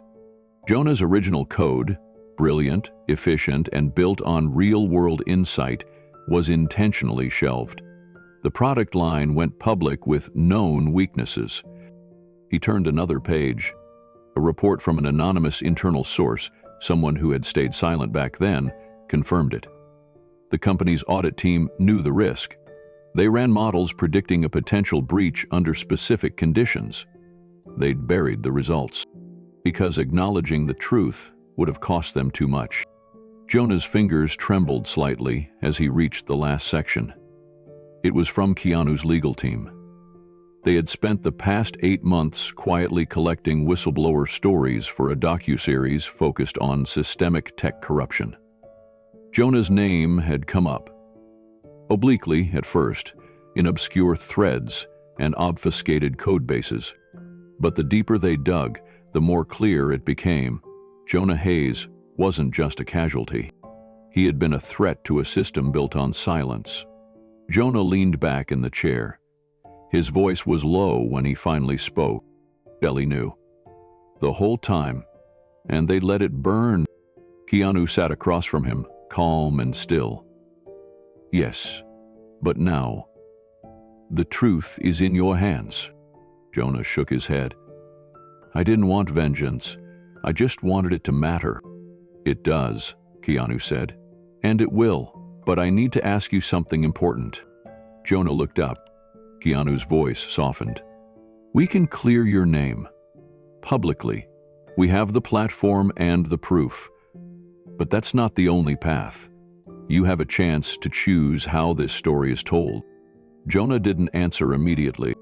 Keanu continued. I've met people who just wanted justice. I've met others who wanted peace. And some wanted to rebuild the system that broke them. Then he asked the question gently, without pressure. What do you want for yourself? Jonah didn't know, not yet. But the question lingered. Not what the world demanded. Not what the company took. Not what the crowd expected. What did he want? Jonah sat still for a long moment, absorbing the weight of Keanu's question. He glanced back down at the stack of documents on the table, each one a wound reopened, a scar made visible. But he didn't feel rage. Not now. What he felt was something deeper.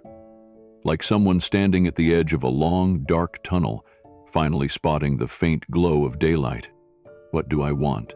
He repeated softly. Keanu didn't push. He waited.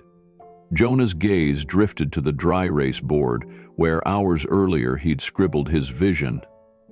Trust, threat, noise, the beginning of a curriculum, a movement, maybe even a legacy.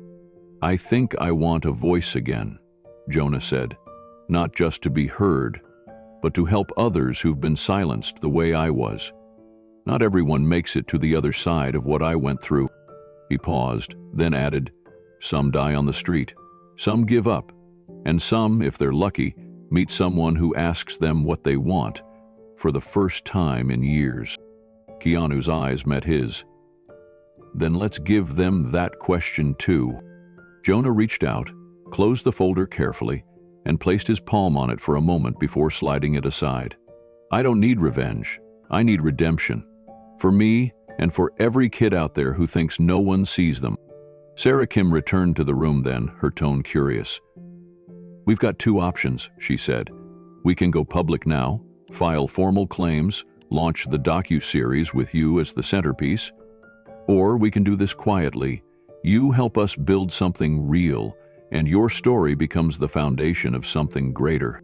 Jonah looked at both of them. I'm not hiding anymore, he said. But I'm not interested in headlines. I want change, not noise. Sarah nodded. Then we start with the blueprint you drew. We build the program. Keanu reached into his jacket and slid a small card across the table.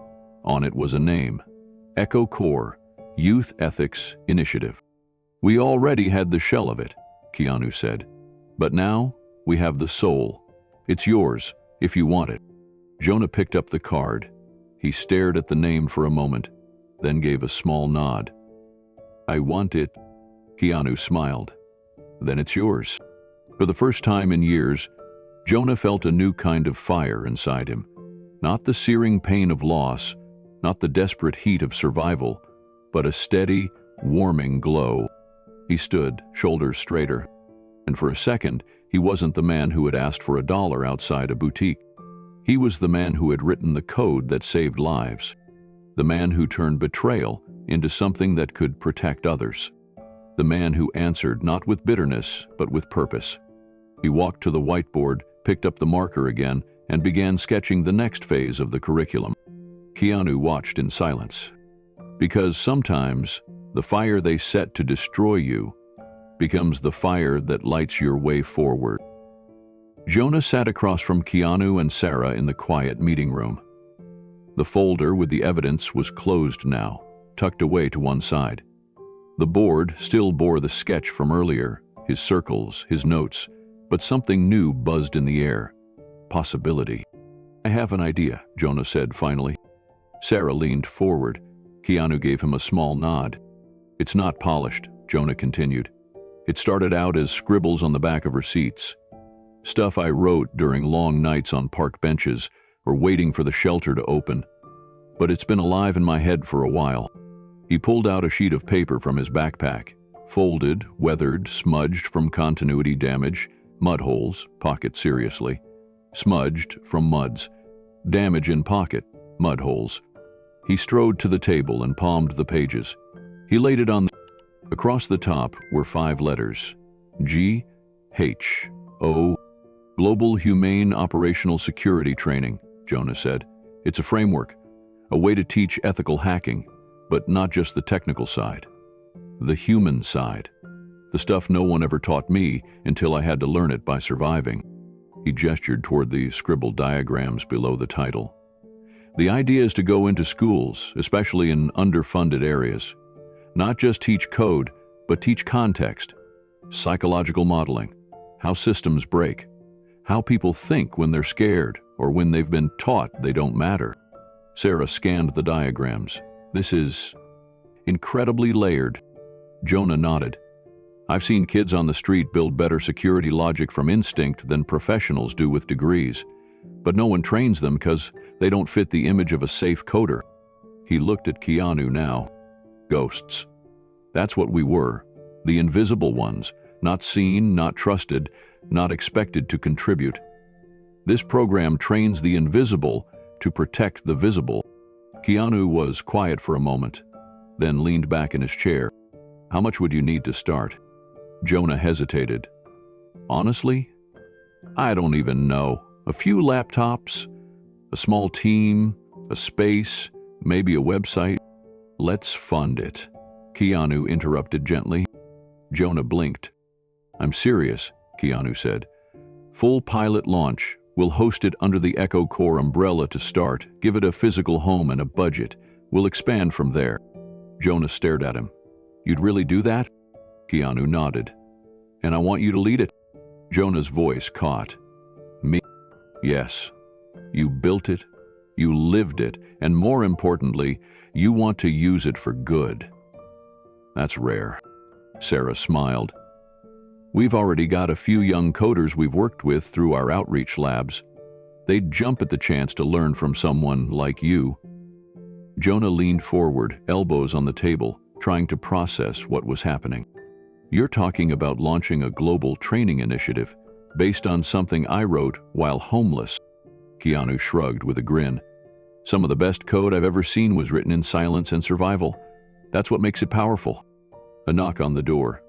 One of Keanu's assistants stepped in, holding a small case. "Here's the laptop," she said, placing it on the table.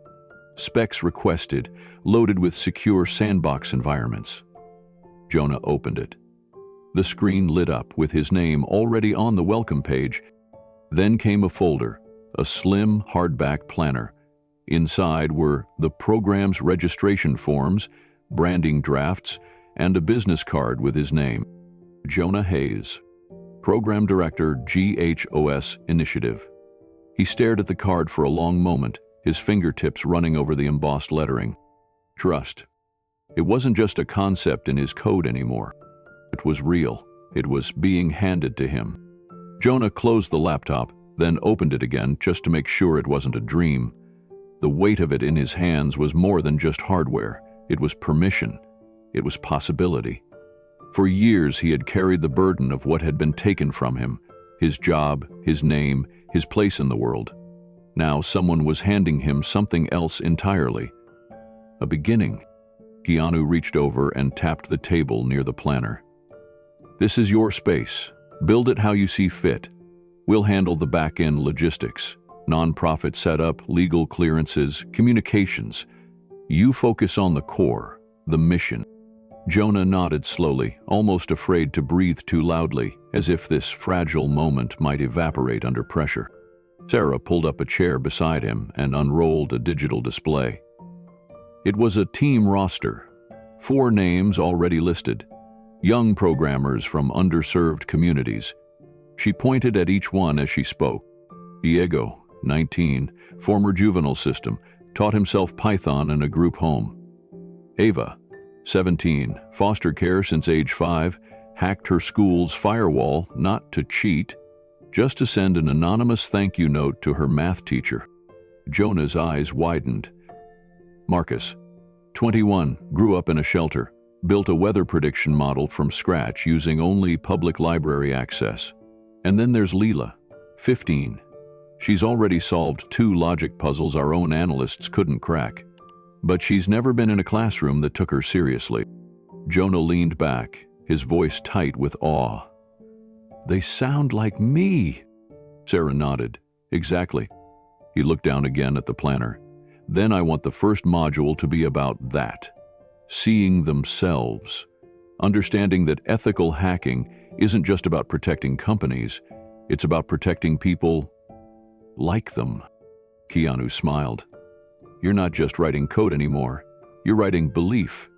The team began outlining a launch timeline. In 6 weeks, GHLC would pilot in 2 cities, Los Angeles and Baltimore. Each location would host 10 students. The program would combine coding fundamentals with ethical dilemmas, behavioral simulations, and mentorship. Jonah would build the core logic and train instructors to spot not just talent, but trauma disguised as defiance. And this time, the code wouldn't be buried. It would be lit up on screens, discussed in classrooms, celebrated for the humanity woven into its logic. As the meeting wrapped, Keanu stood and looked Jonah in the eye. You didn't just ask for $1, he said. You offered a test, a mirror, and the world's lucky you did. Jonah stood too. For the first time in years, he didn't feel like he was pretending to belong in the room. I'm not a ghost anymore, he said softly. No, Keanu replied. You're the architect. They walked out into the hall where the city buzzed beyond the glass, life moving as it always had, no idea that something had changed. Jonah stepped outside, planner under one arm, laptop in hand. He didn't know what would come next. But for the first time, he wasn't afraid of the future. He was building it. The office was quiet after the meeting. The others had left to begin prep for the pilot launch. Jonah sat alone at the desk, planner still open, laptop charging in the corner. He looked around the space, his space, and exhaled. Then his hand moved toward something unfamiliar. Keanu's phone, left on the table, almost deliberately. There was only one person Jonah wanted to reach. One person he hadn't spoken to in years. One name that still hurt when he whispered it to himself. Emma, his daughter. The last time he'd seen her, she was 12 years old and standing behind a judge's bench, clutching her mother's hand. Her eyes were filled with confusion, not anger, but it was the kind of confusion that cut deeper, because he hadn't had the words. Not then. Not when everything collapsed. Not when the whistleblower fallout destroyed not only his career, but every legal avenue he had to stay in her life. He opened the messaging app and hovered. No one had answered his emails for years. The numbers were disconnected. But maybe, just maybe, the one forum they used to visit, the tech one with code snippets and puzzle challenges, maybe that was still alive. Jonah typed slowly. Emma, it's Dad. I know it's been a long time. I'm safe now. I never stopped thinking about you. I never will. I'm using someone else's phone, but if you see this, please, just let me know you're okay. He hit send. The seconds ticked. A minute passed. Then 2. Then 5. His breath caught when the screen blinked. Bailey said you were gone. Jonah sat up. But I never stopped checking that forum post, the one with the code you left. I knew it was you. His fingers trembled as he typed back.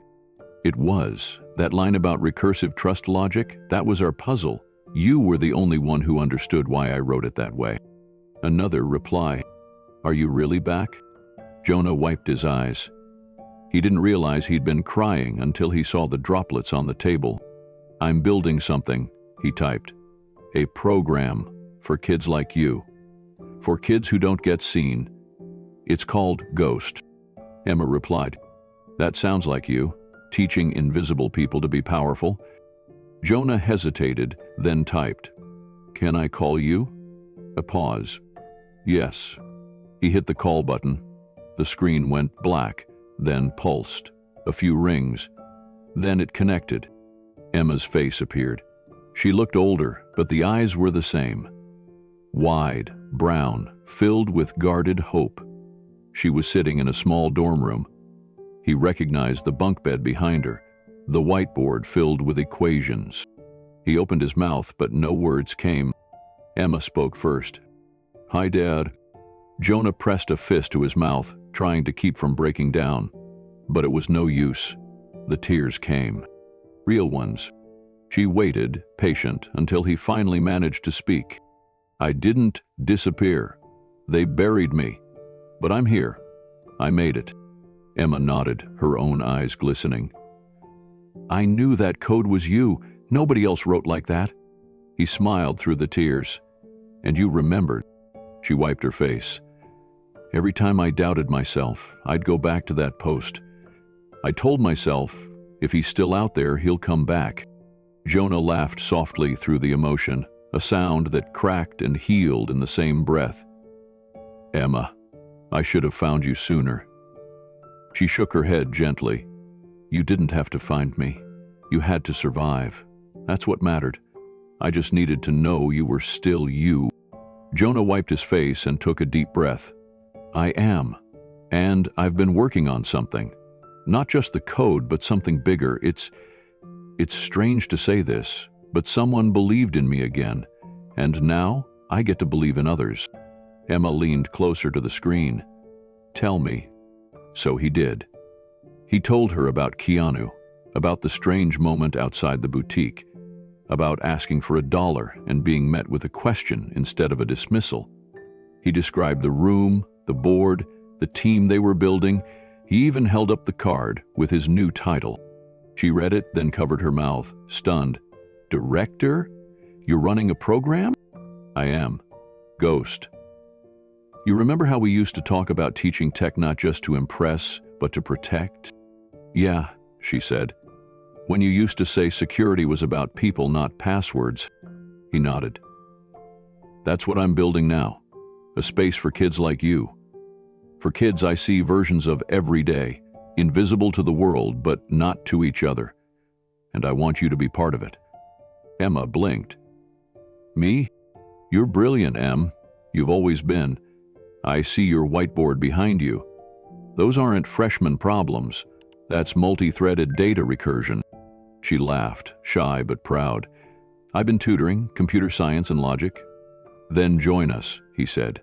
Not because you're my daughter, because you're already what I'm trying to build. Someone who sees the code and the person behind it. Emma bit her lip. I'd like that. Jonah's heart swelled, not just with relief, but with purpose. It doesn't have to be today or tomorrow, but whenever you're ready. There's a place here with your name on it. She nodded. Just one condition. He smiled. Name it. When we build the site, I want to write the story, the real one, about you, about what happened. So no other kid thinks they're crazy for holding on to someone everyone else gave up on. Jonah felt something shift inside him. A lock unclicked. A silence lifted. I'd be honored, he said. The call lasted another hour. They laughed about old sci-fi movies, about the code games they used to play, about how much they had missed. Emma asked if he still kept her drawing, the one she made when she was 9, of a robot with a cape. He reached into his backpack and held up the creased paper. I always carried it, he said, even when I had nothing else. Emma wiped her face again. They said goodbye, but it didn't feel like an ending. It felt like something new. When the screen finally went dark, Jonah sat in silence. The room was still. His planner was still open.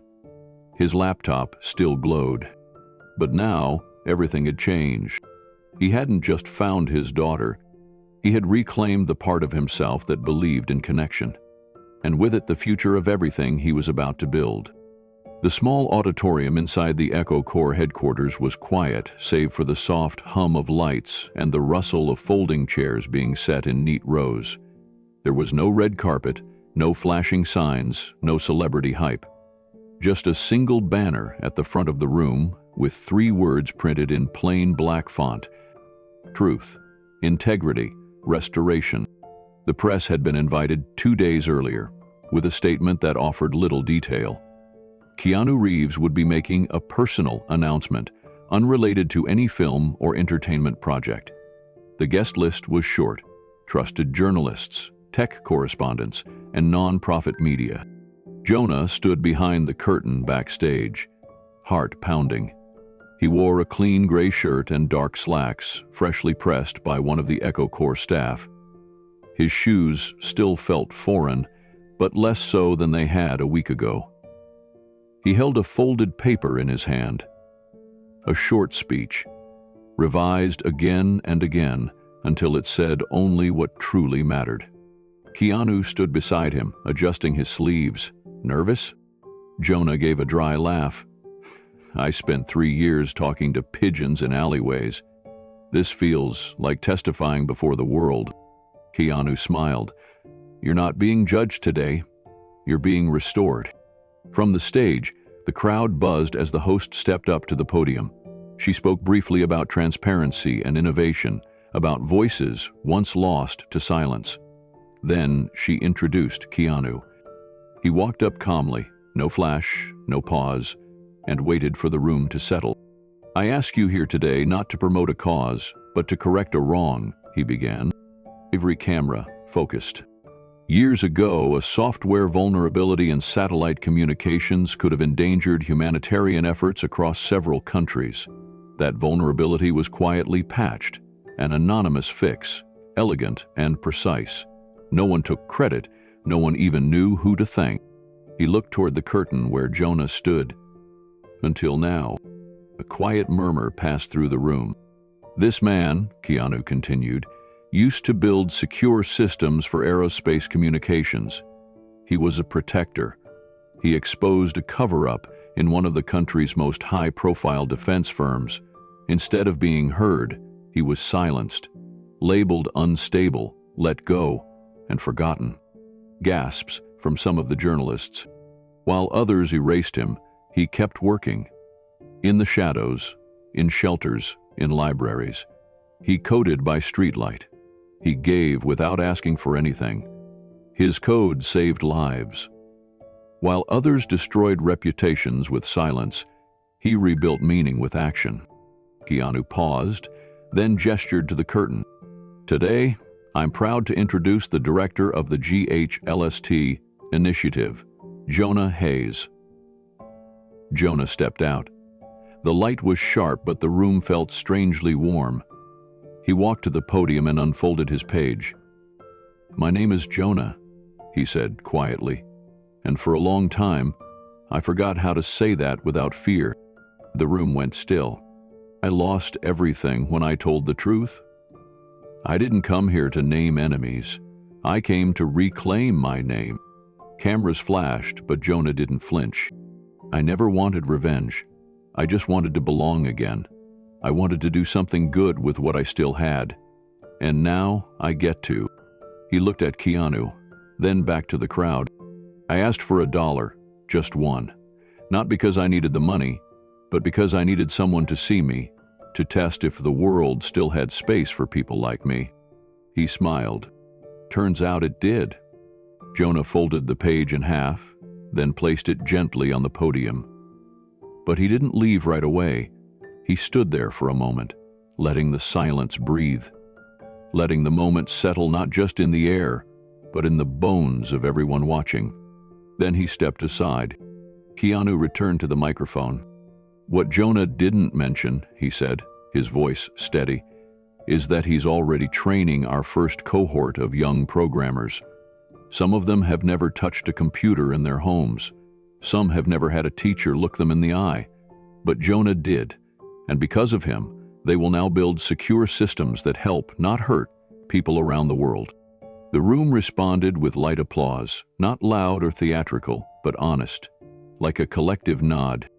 Keanu continued, "This press conference isn't a spectacle, it's a marker, a way of saying this man's life was taken from him piece by piece, and now we are returning it piece by piece, starting with the truth." He reached into a folder beside him and lifted a stamped letter. This is a formal statement from a joint legal and cybersecurity oversight panel. It acknowledges that Jonah Hayes' termination from Harmertech was unlawful, retaliatory, and based on a suppression of critical safety information. He placed the document on the podium. It also states that the vulnerability he fixed, anonymously, was verified by third-party analysts as essential to securing civilian humanitarian aid transmissions in 4 active war zones. Jonah's jaw clenched. He hadn't seen that paper before. Hadn't expected to. Keanu turned to him and said, "That one line of code you wrote while sitting behind a dumpster saved children. It saved aid workers. It saved doctors. You didn't know that, but now you do." More flashes. More silence. And still, Jonah didn't speak. He just looked out into the rows of reporters and whispered under his breath, "Thank you." After the formalities, the conference ended with no fanfare, no media circus, no promises of a movie deal or book release.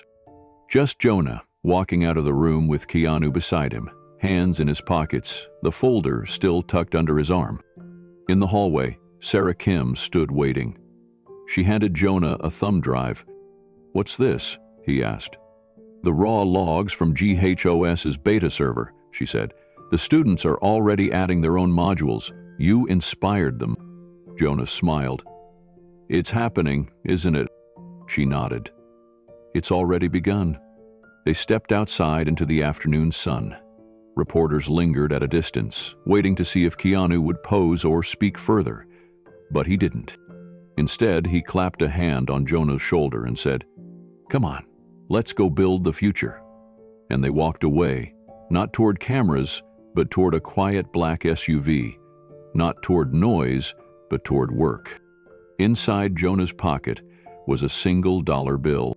He hadn't spent it, not because he needed it anymore, but because it reminded him of something more valuable. The day the world looked at him and didn't see a beggar, or a problem, or a ghost. They saw a man worth listening to, and he would never let that voice go silent again. The boutique hadn't changed. Same polished glass, same pristine lighting, same row of luxury watches glinting under soft spotlights. But to Jonah Hayes, everything felt different. Not because of the store, but because of who he was now when he stepped through its doors. He stood on the sidewalk for a moment, looking through the glass at the same lobby where, weeks ago, he'd stood disheveled and invisible, asking Keanu Reeves for a single dollar. Now, he wore clean slacks and a navy button-down shirt. His beard was trimmed, his shoulders square, and his laptop bag hung from his shoulder, not like a weight, but like a badge. As he reached for the door handle, the boutique manager saw him and hurried out. "Mr. Hayes," the man said with a warm, slightly nervous smile. "It's an honor to see you again." Jonah blinked. The same man who once scowled when he approached the window now greeted him with a handshake. "We saw the conference," the manager said, "and the foundation work. What you're doing, it's extraordinary." Jonah nodded. "Thanks, just visiting. Wanted to walk past the place where everything started." The manager stepped aside. "Please, come in, as our guest." Inside, the air smelled faintly of citrus and oak. Jonah smiled politely, declining refreshments. He walked slowly past the display counters, not to shop, but to absorb the stillness. The polished marble beneath his feet used to make him feel like he didn't belong. Now it felt no different than a library floor or a classroom. Near the back, he paused at a corner chair, the same one he'd sat in when Keanu had invited him inside all those days ago.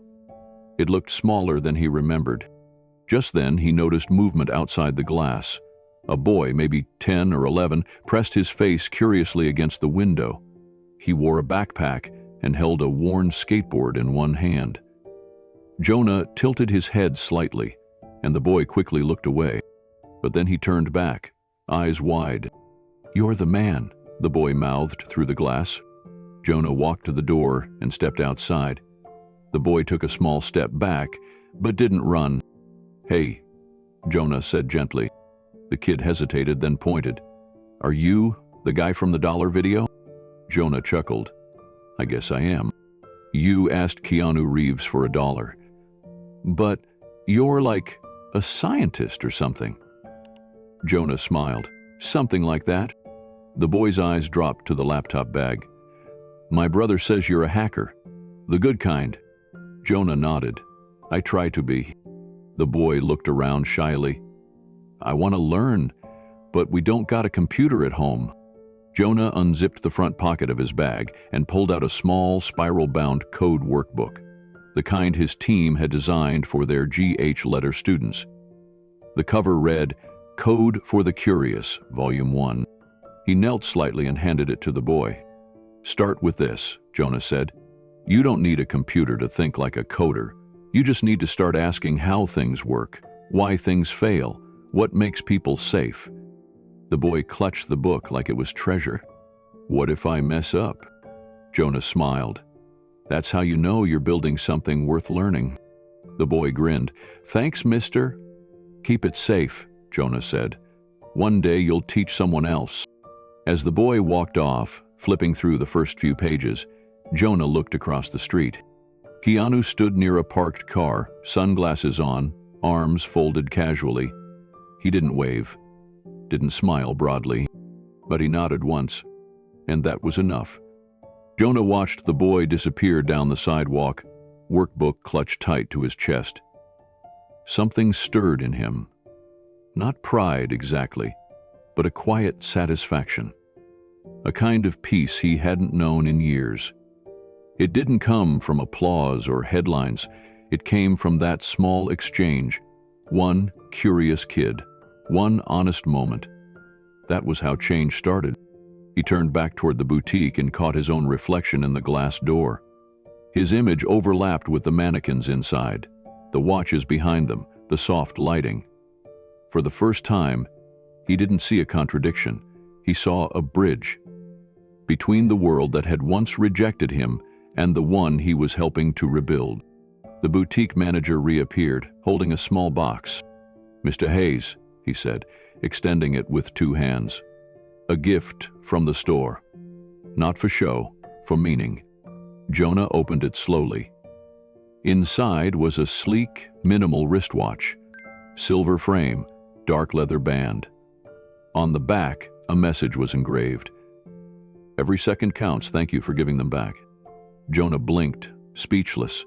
He wasn't used to tokens of appreciation, not like this. He glanced up. "I can't accept something this valuable." The manager shook his head.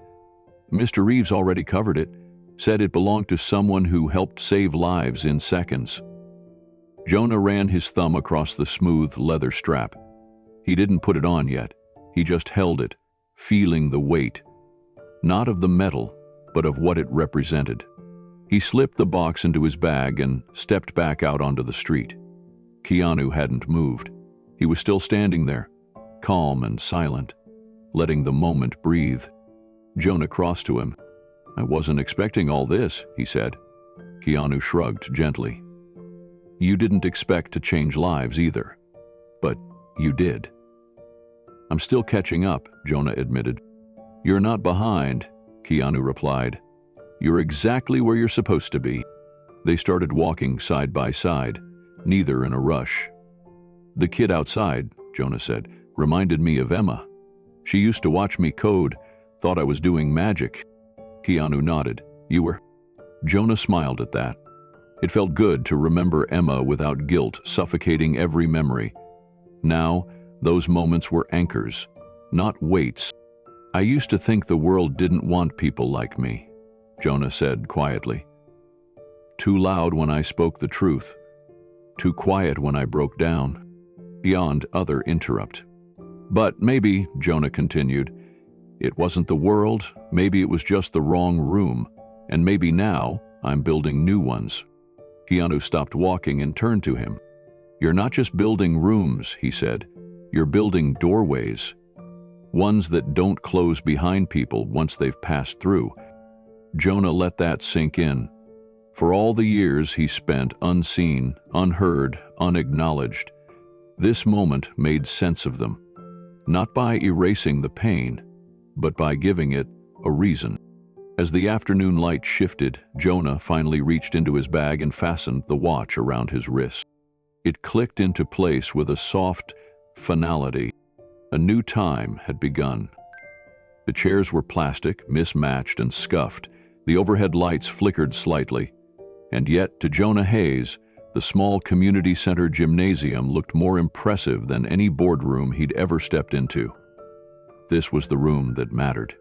Dozens of kids, aged 10 to 16, filled the rows in front of him. Most wore donated clothes. A few shifted nervously in their seats. Some looked at the floor. Some stared at Jonah with wide eyes. All of them had been invited personally by shelters, social workers, and youth case managers. Not one of them had ever seen a live coding demonstration before. A banner stretched overhead, handwritten by volunteers. "Welcome to GHSOS, where you rewrite the rules." To one side, Keanu Reeves stood quietly, hands folded in front of him. He didn't stand on stage, he didn't grab the mic, he simply watched. The room fell quiet as Jonah took the floor. He wore jeans, a dark t-shirt, and the same laptop bag slung over his shoulder. The watch Keanu had given him peeked out from beneath his sleeve. He looked at the crowd, then at the modest projector behind him, showing nothing but a blank desktop screen. "My name's Jonah," he began. "I used to work on satellite security systems. Sounds fancy, right?" A few kids nodded cautiously, others still watched in silence. "Then one day," Jonah continued, "I did something I thought was right. I reported a problem. It didn't go well. I lost my job, I lost my apartment, I lost almost everything." His voice didn't rise, he didn't try to impress. He just told the truth. "For a while, I coded behind a dumpster. I showered in a gym when I could sneak in. And I used a public library to write a patch that, it turns out, saved lives. Not because I'm special, but because even broken people can still build things." The silence deepened, not uncomfortable, but electric. Jonah took a breath. "You sleep in shelters or in group homes. You've seen things people don't believe. I did too, and I know what that does to your mind. It makes you think you're not the kind of person who builds the future." He paused. "But I'm here to tell you, that's exactly who builds the future." The projector flickered to life. On screen appeared a simple line of code. Jonah pointed to it. "This is the first command I ever wrote that stopped a security breach. Took me 2 weeks to get it right. Not because it was hard code, but because I was scared it didn't matter." He turned back to the room. "But it did. And what you build here will matter too." From the back, a kid raised his hand. "You're that guy from the meme," the kid said. "The dollar guy." A ripple of laughter spread across the room. Jonah grinned. "Yeah, that was me, asking Keanu Reeves for $1 outside a watch store." Another boy leaned over to his friend. "I thought he was fake." Jonah nodded. "Nope. Just a coder with a second chance." He lifted a backpack filled with spiral-bound workbooks, like the one he'd given to the boy outside the boutique. He held one up. "These books? They won't make you rich overnight. They won't make you cool at school. But they'll make you dangerous to anyone who says your life doesn't matter." He passed the books down the rows, letting each student take one. As the books made their way into young hands, Jonah saw something shift. A few kids flipped through pages right away. Others held theirs tightly. eyes flicking between the printed lines, and Jonah's face, still unsure if they could believe this was real. One girl near the front, maybe 12 years old, raised her hand. "What if I don't know anything about computers?" Jonah crouched slightly to meet her gaze. "Neither did I at first," he said. "I just knew what it felt like to be ignored. Coding isn't about machines. It's about finding patterns that hurt people and rewriting them." The girl nodded slowly. Another voice came from the middle row. "What if we mess it all up?" Jonah smiled. "Then you'll be one of us." That's what learning is. Mistakes are just how the system talks back. A few kids laughed. The tension in the room began to melt. He walked back to the front, toward the laptop now connected to the projector. He tapped a few keys, and a live coding interface filled the screen. "Let's try something together." He typed a simple line of code, then explained what each part meant. As he did, hands started raising. Kids asked questions. Some took notes. A boy in the back shouted out an idea that solved a bug Jonah had set up as a challenge. It was working. They weren't just watching, they were engaging. From his place near the wall, Keanu watched quietly, arms still crossed, his expression unreadable except for one small, steady truth. He was proud. A staff member from the center walked up and leaned toward Jonah. "Want to close it with a speech?" she whispered. Jonah looked around the room. The kids weren't listening out of obligation. They were leaning in because someone had spoken to them, like builders. Not victims, not charity cases, just raw potential waiting to be unlocked. He shook his head. "No speech," he said softly. "They've heard enough speeches. They need a doorway, not a microphone." He turned to the students again. "This program isn't about teaching you to work for someone else's dream. It's about helping you protect your own. Whether that dream is coding, writing, fixing bikes, or changing your neighborhood, you'll need tools. This is one of them." He pointed to the screen again. "This interface, it's yours now. Tonight we'll install sandbox environments on each donated laptop. No tracking, no pressure, just space to create, break, and rebuild." One boy whispered to a friend, "He's serious." The friend nodded. "Dead serious." Jonah turned off the projector. The room stayed quiet for a beat. Then came the sound he hadn't expected. Applause. Not forced, not polite, just real. The kids clapped. A few stood. One girl wiped her eyes. And still, Keanu didn't step forward. He stayed where he was, letting the moment belong fully to Jonah. Later, as the kids filed out with their new books, Jonah packed up his laptop and paused before leaving the stage area. He looked out over the empty chairs. A few weeks ago, he was behind a dumpster with 75 cents and a broken heart. Now he was leading something bigger than code. He was building trust. And it all started with one question, $1, and one man who didn't look away. The alley hadn't changed much. The dumpsters still bore the same peeling stickers. The brick walls still carried their water stains like permanent scars. And the smell of old grease from the diner at the end of the block clung stubbornly to the air, just like it always had. Jonah Hayes stood there alone, his shoes crunching softly against loose gravel and crushed plastic. He had walked back here with purpose, not out of nostalgia, not even to test how far he'd come, but because some things deserved a proper goodbye. He scanned the shadows, then knelt beside a half-bent shopping cart he remembered leaning against during the coldest nights. Near its wheel, wedged between a brick and a broken crate, was a single aluminum can. Dirtied, dented, He reached for it. The metal felt lighter than he remembered. It always had. Back then, each can was supposed to buy a minute of survival. Now, this one felt like a closed chapter. He stood, brushing off his knees, and stared at the can in his palm. Then he walked away. Back at the new GHES headquarters, a repurposed community education wing donated by Keanu's foundation, Jonah stepped into his modest office. It wasn't flashy. It had one large window, a whiteboard filled with sketches and logic trees, and a desk that always seemed half covered in open laptops and hand-marked notes from his students. He placed the can on the desk and opened a wooden shadow box he'd found at a local thrift store. The glass cover was cracked slightly at the edge, but the lock still worked. Gently, he rested the can inside. He took a thick black marker from the drawer and wrote carefully across the bottom panel, "The last one I ever needed." He clicked the box shut and placed it on a shelf above his desk.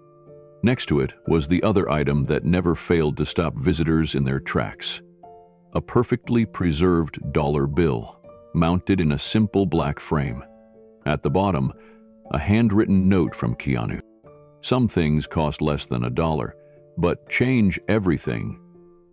And beside that, printed on official letterhead, signed and sealed by the independent audit team, the code clearance that formally exonerated Jonah from all wrongdoing at his former company.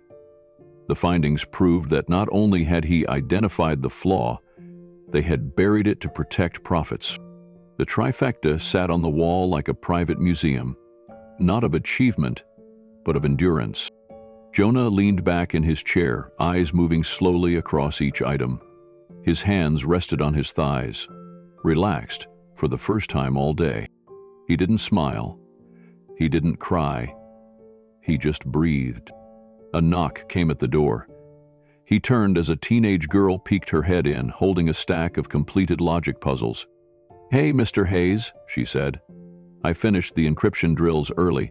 You want me to help the new kid?" Jonah nodded. "That'd be great. Thanks, Maya." As she disappeared back into the hallway, he stood and reached for a set of folders from the edge of the desk. Inside were the onboarding packets for the second cohort. 30 more students, some from shelters, others from probation programs, a few from foster homes, all of them chosen not by scores or resumes, but by potential nobody else had recognized. He opened the door to the hallway and stepped out. The classroom buzzed with quiet energy. Screens flickered, keyboards clicked. Voices whispered as puzzles were solved and errors discovered. Every mistake here was a chance to grow. Every line of code written was a story of belief. Jonah walked to the front of the classroom and stood silently for a moment, watching the room. It still amazed him how quickly these kids adapted once they were trusted. A few months ago, most had never seen a real laptop, much less touched one without restrictions. Now they were running simulations, catching back doors, building basic frameworks for ethical decision-making within code. He cleared his throat gently. A few heads turned. "I want to say something before we wrap today," he said. "Something I hope sticks." The room quieted. "When I was your age, no one told me what I could be. They just told me what I had to avoid. Stay out of trouble. Don't screw up. Don't ask questions. Sound familiar?" Several kids nodded. A few muttered "yeah" under their breath. "But no one told me I could be the kind of person who protects systems, who makes the digital world safer, who makes rules instead of just surviving them." He paused. "And I didn't learn that in college or in a company. I learned it here." He tapped his chest. "In places most people wouldn't look." He picked up one of the onboarding folders and held it up.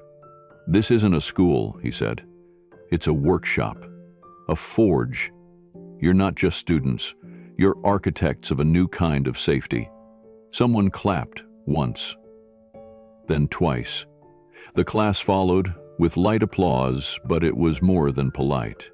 It was pride. They were owning the identity. As the students filed out for their break, Jonah stayed behind. He returned to his office and looked again at the wall. The can, the dollar, the signed clearance. His phone buzzed. It was a message from Emma. "Dad, just sent you a draft of my college essay.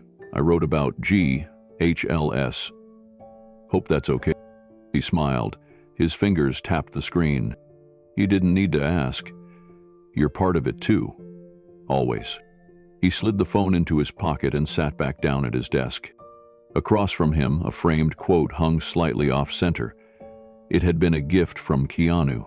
He'd found it scratched into the underside of a school desk during a visit to a correctional facility years ago.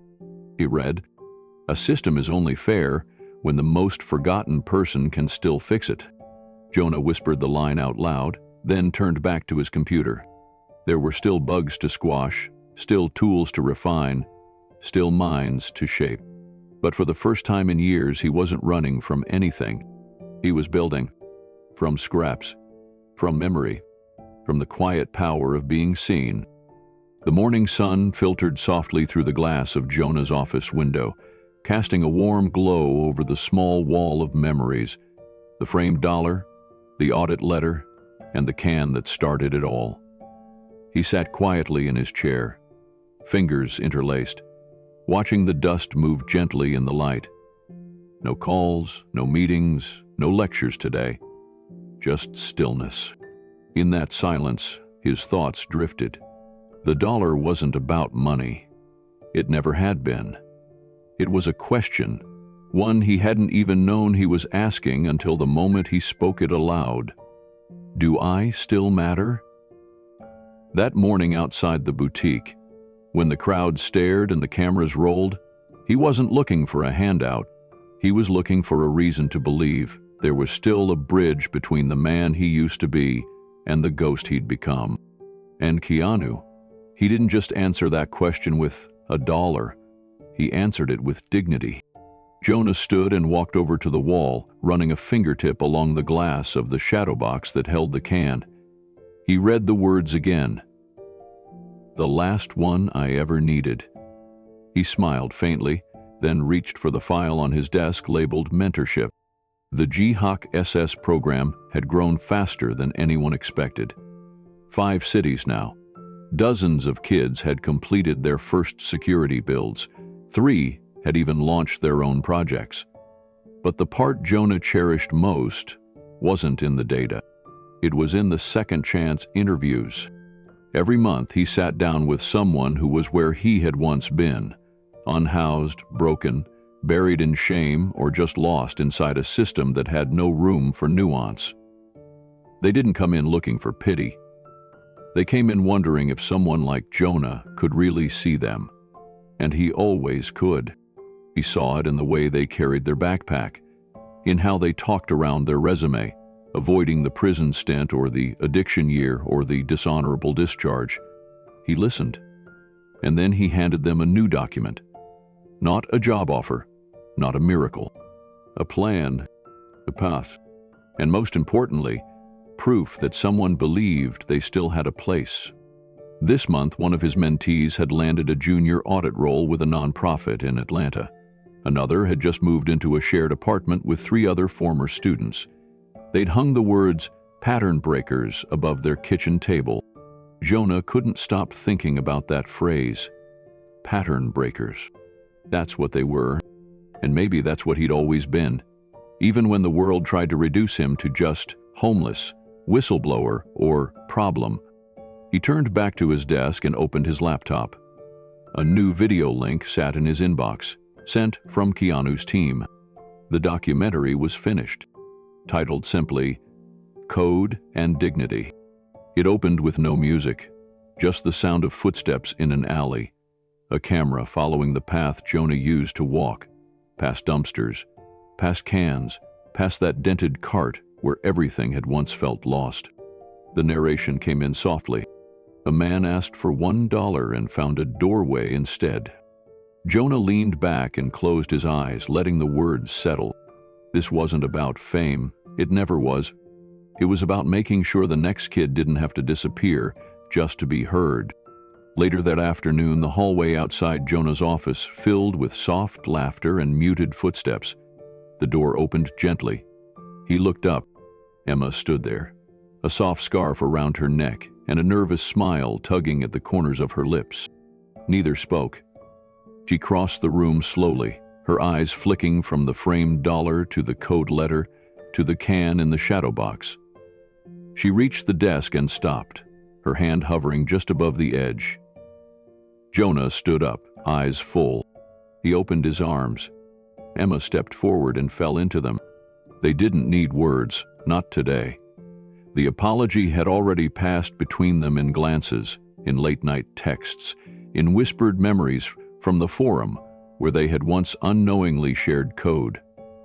Now it was time to simply feel it, to let the years melt away. Jonah held his daughter tightly.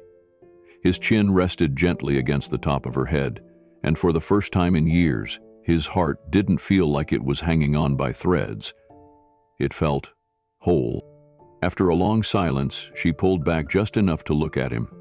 "Still think you're a ghost?" she whispered. Jonah smiled and shook his head.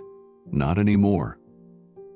They sat down side by side, two chairs facing the window, watching the sun shift across the walls. Outside, students were gathering in the courtyard for a guest lecture from one of the original GHLS mentors. A boy with scars on his knuckles and wisdom in his eyes was adjusting the microphone.